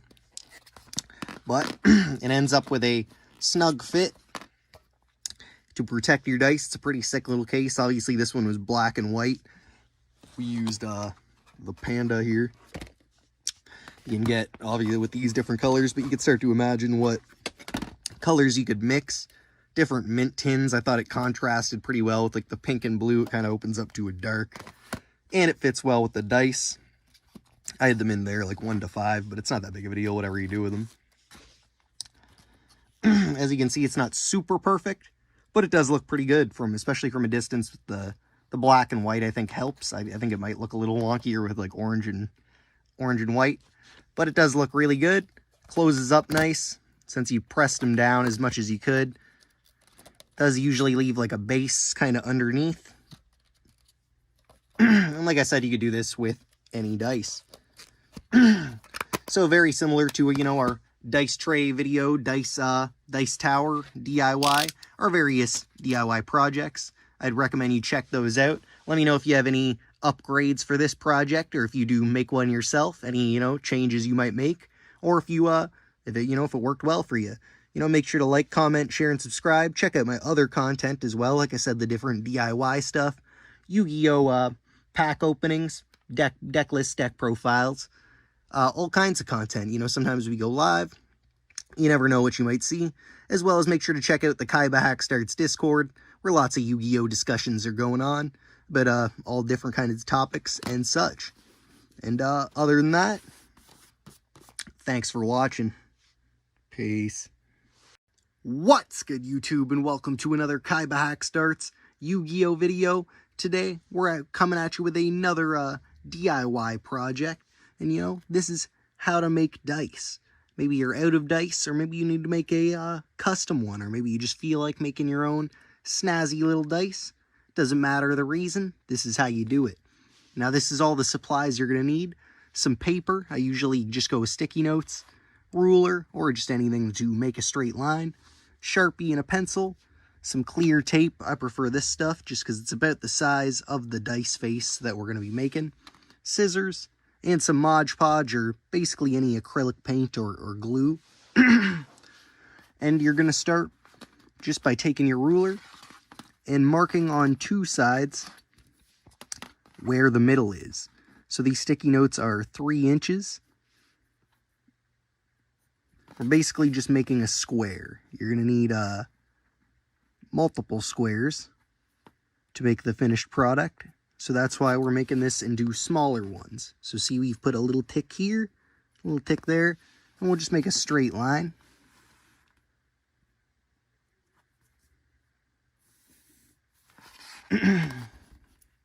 Doesn't have to be super perfect, but the better it'll turn out if you do get it perfect.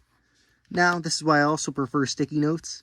You can lift off, say, several pages. You're going to need at least 2 if you're using sticky notes and making it into 4s. And then you have these all connected, and you can just take your scissors and cut these off.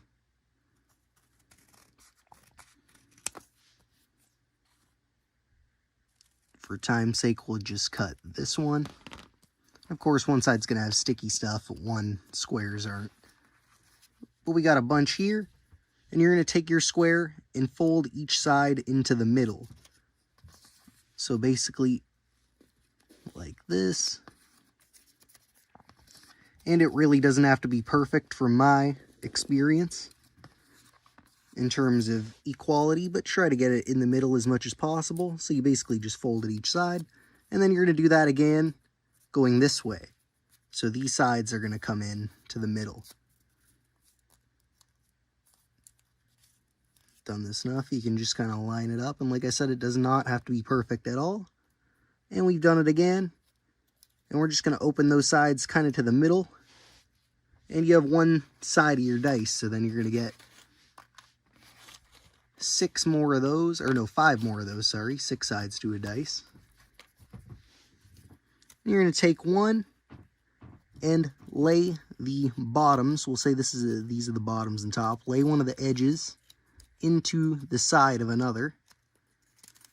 And then you're going to take another, and this can get a little complicated, but just kind of put it, make sure the fold overs are always under sides. Make sure these tabs are always under sides. And you'll see we have half the cube here. And we're just going to continue adding our sides to it, just by tucking in those edges. And we'll be left with 2 doors kind of here, and then 1 on the top. We're going to cover up the 2 first. So it is just going into this little in-between area with the folds that we created. And it can be a little tough. I've gotten half decent at it, but it is a little hard keeping it in front of the camera. And then that'll leave 2 folds like that. And we're going to do the same thing with the last one.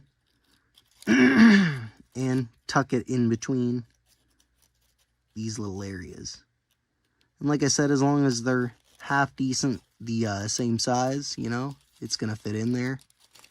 And if you were to make the cube smaller, hold on here, major focus while we try and finish it off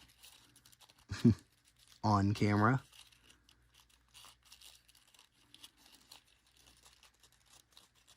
Hold up. Sorry about the latency here. Of course, it's on camera that I have the most trouble with it, even though I've done this a bunch of times. Come on, get in there.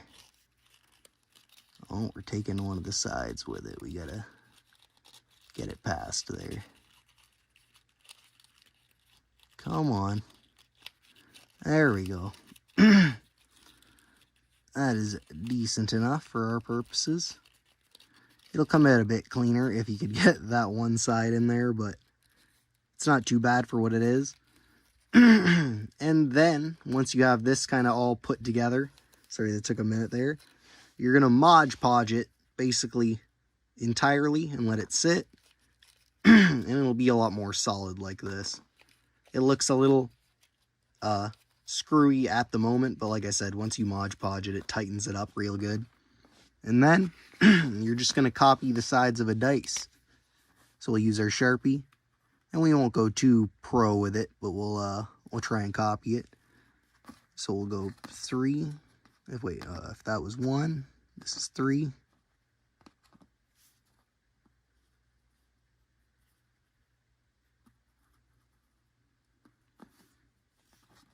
Flipper again.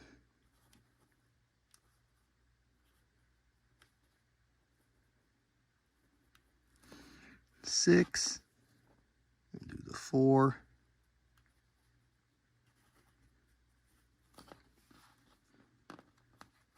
Over to the 5.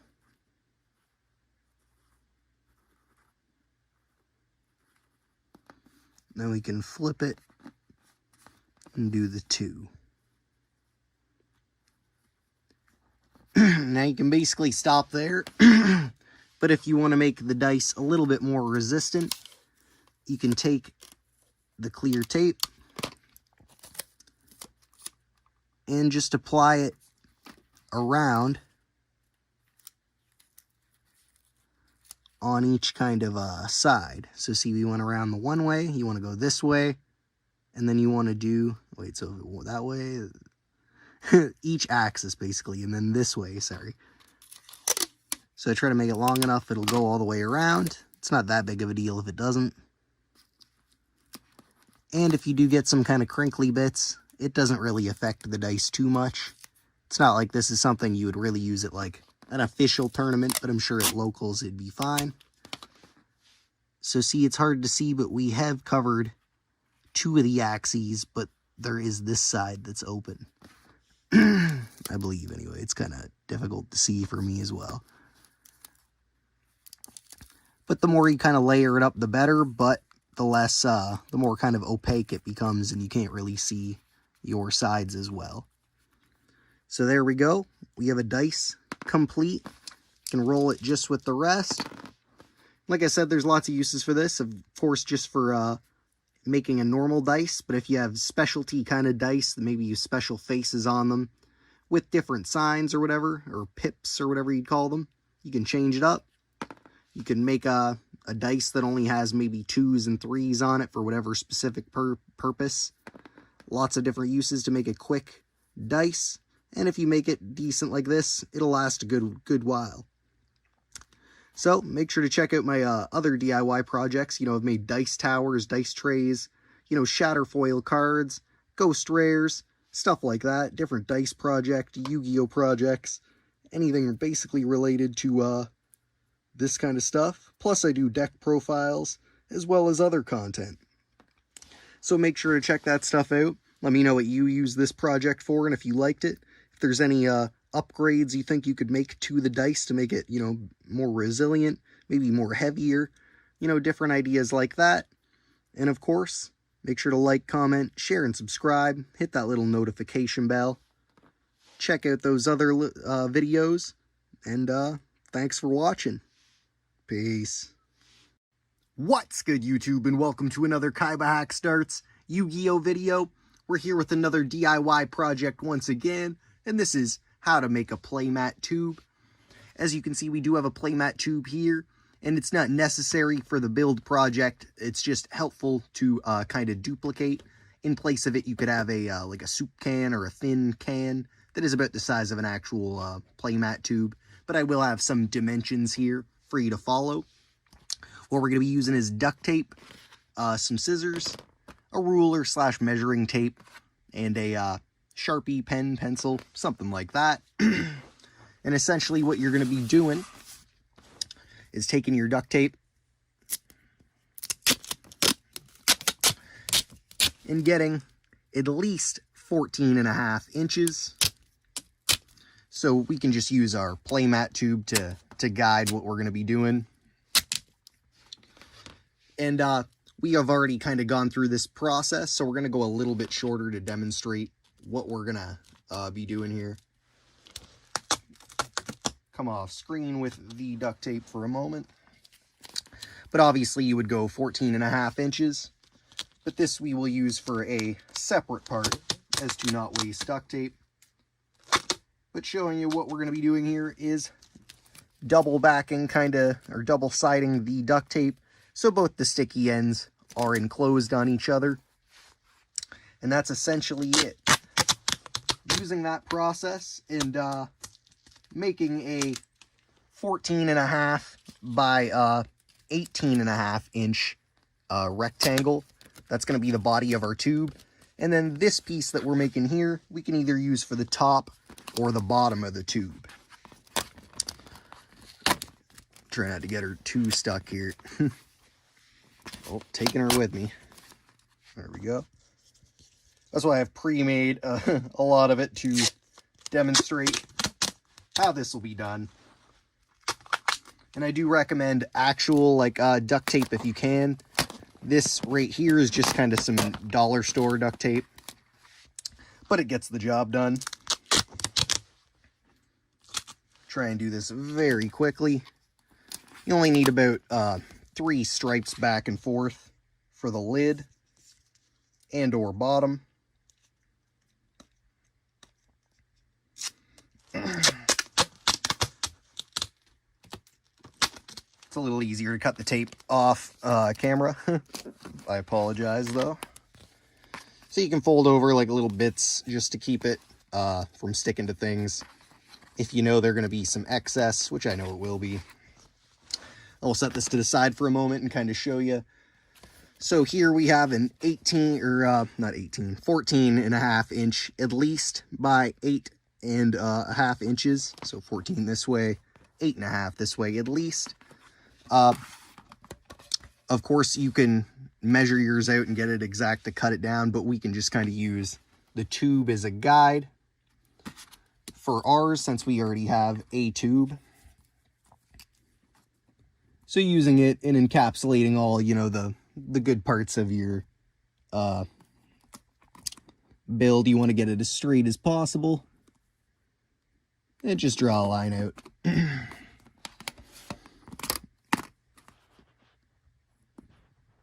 Doesn't really matter what you draw the line with. You can always have this part on the inside.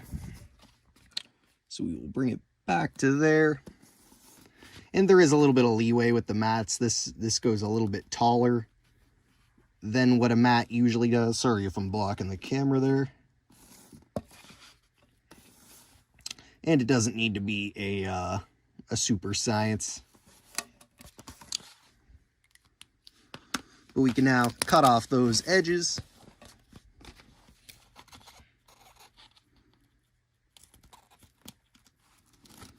Might have to take it off camera here to get some clean slices, but oh, maybe not, maybe not.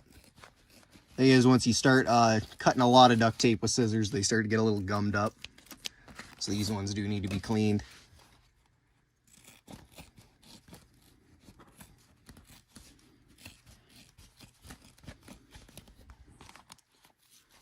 But essentially, once you've got that rectangle cut out, and like I said, it doesn't need to be super perfect, you're going to take it and just wrap it around, and then get a couple pieces of duct tape ready to seal off what you've got. Can you be shifting around to get a piece or two ready? So where it lands exactly doesn't matter too much, as long as you get it relatively straight and lined up. And this part, you want to get it, if you're wrapping it, you know, like this tight. If not, you want to try and get those, you know, dimensions, wrap it around a soda can or whatever to get your correct dimensions. And go a little bit tighter here. I'm trying to wrap her. Can be a little difficult to get it down tight. That looks pretty good. Maybe let's go a little bit more. A little bit tighter. Trying to get it as tight as possible and still lined up at the same time, which can be a little bit difficult on camera. Leaning over. Let's try and flip it. Let's try and go thin inside. That worked out a bit better. So like that, and you're gonna seal it off. And then you can just kind of repeat the process and go down the line. We'll do it relatively quickly to just show off what you need to do. If you do go over the edges, just be very, very ginger to not fold in the shape.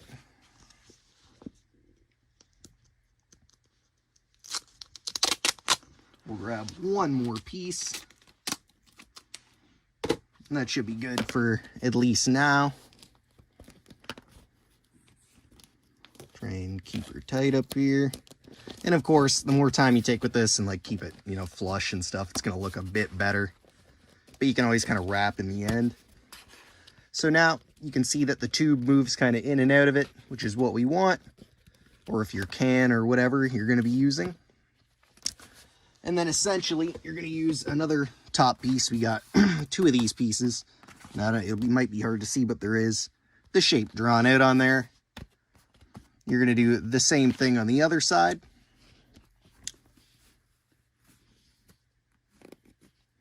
And for time's sake, we will kind of skip the bottom slightly, but it is going to be basically the same process as the top.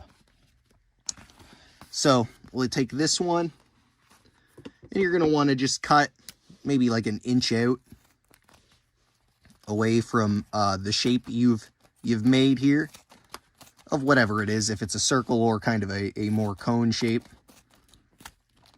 does not need to be perfect at all. And then you're going to take a single strip and you can thin this down. You know, you could make it half as tall, you could make it longer. And you're going to go around the kind of edges here. So what I like to do is use the base, kind of go up, and then attach it to this as possible. So you're going to kind of just wrap your strip, and then you're going to attach this over it with some more tape. Basically making it so this is a removable, you know, piece here. So we once again try and grab some tape very quickly and show this process off for you. We'll start where it kind of overlaps here. So you're just going to fold up some of it. Oh, and our tape, of course, overlaps on itself, and then we almost drop it. Let's bring it back here, rewind, restart the process a little bit. And you're just going to tape over that that kind of flap that you've created here. Once you've done that, you can bring it up and start to continue the rest of the process. Like I said, it's not going to look too pretty until you get kind of to the end. And it may flop over, which it might do right now. Trying to look. There it goes. For the tape end. So same thing, you know, just keep it lined up on there. Bring up the edges. And tape it down. As long as you're not going above the double-sided tape line you've made, it will be removable at the end. We won't move her right now, just keep her on.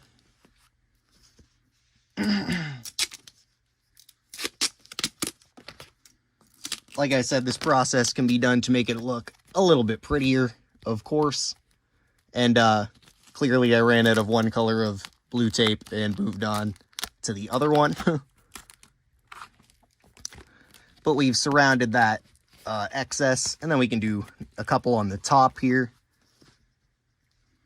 And I recommend, especially if you have just like the dollar store tape that I'm kind of using, that's the darker blue here, that you maybe do a couple layers on everything just to make it a bit more secure and stronger, hold its shape a bit better. But as you can see, we've crafted the lid there. Should be able to just pop her off and then slide it back on with relative ease. If you make it a bit thicker, it usually goes on a bit better. It is just because it is such thin tape, it's kind of rolling. Kind of push over the lid here. There we go. And like I said, I can secure it a bit better there so it sits on more flush. And also just need to secure down like this little flap. But essentially you do the same thing with the bottom, but without that circular layer that we made, and it'd be fully attached. Just give me one moment.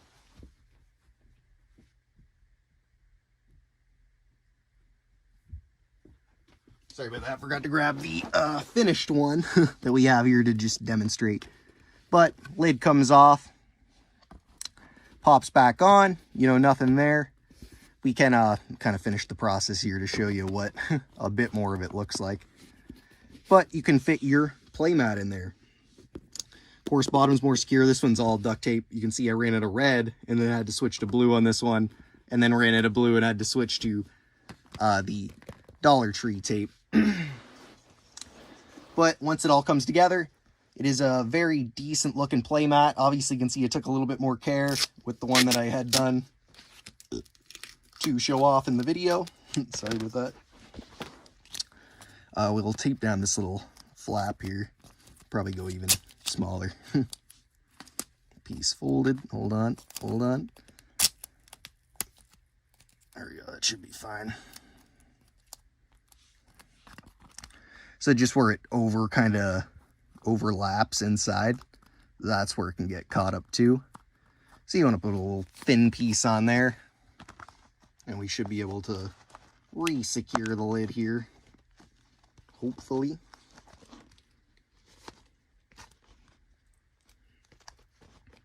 I think it is with the thicker tape, it is a little harder to secure back on there. But it essentially works the exact same. It's a little uneven. We can smooth her out and fix it later. But like I said, you do the same thing for the bottom, and you should be left with a half-decent tube. Let's see if we can, we'll pop out the main tube here. Let's see if this fits on relatively easily. Or not.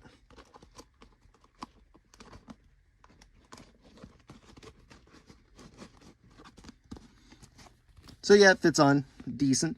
And of course, if you need to, you could always trim out like a little bit and just thin it down so it fits a little nicer on there. But overall, that's how you make your own playmat tube. You can see this one resembles a lot more because it's took a little bit more work, but you get the concept of taking the layers and adding them up and just making it so nothing sticks together. One other altercation you could do is just make it, you know, maybe put some magnets in here and in here, so that way the lid stays on more securely. And also you could maybe add like a duct tape strap from like here to the lid. That way the lid doesn't get lost, and also you could use it kind of as a carrying strap. Otherwise, you know, make sure to check out my other DIY projects. You know, we do very similar stuff, and hopefully we'll have a custom playmat video up and ready soon. But other than that, there's lots of other DIY projects I do, lots of other Yu-Gi-Oh stuff, related content, trading card game related content. So make sure to check out that stuff, and make sure to like, comment, share, and subscribe. And otherwise, thanks for watching. Peace.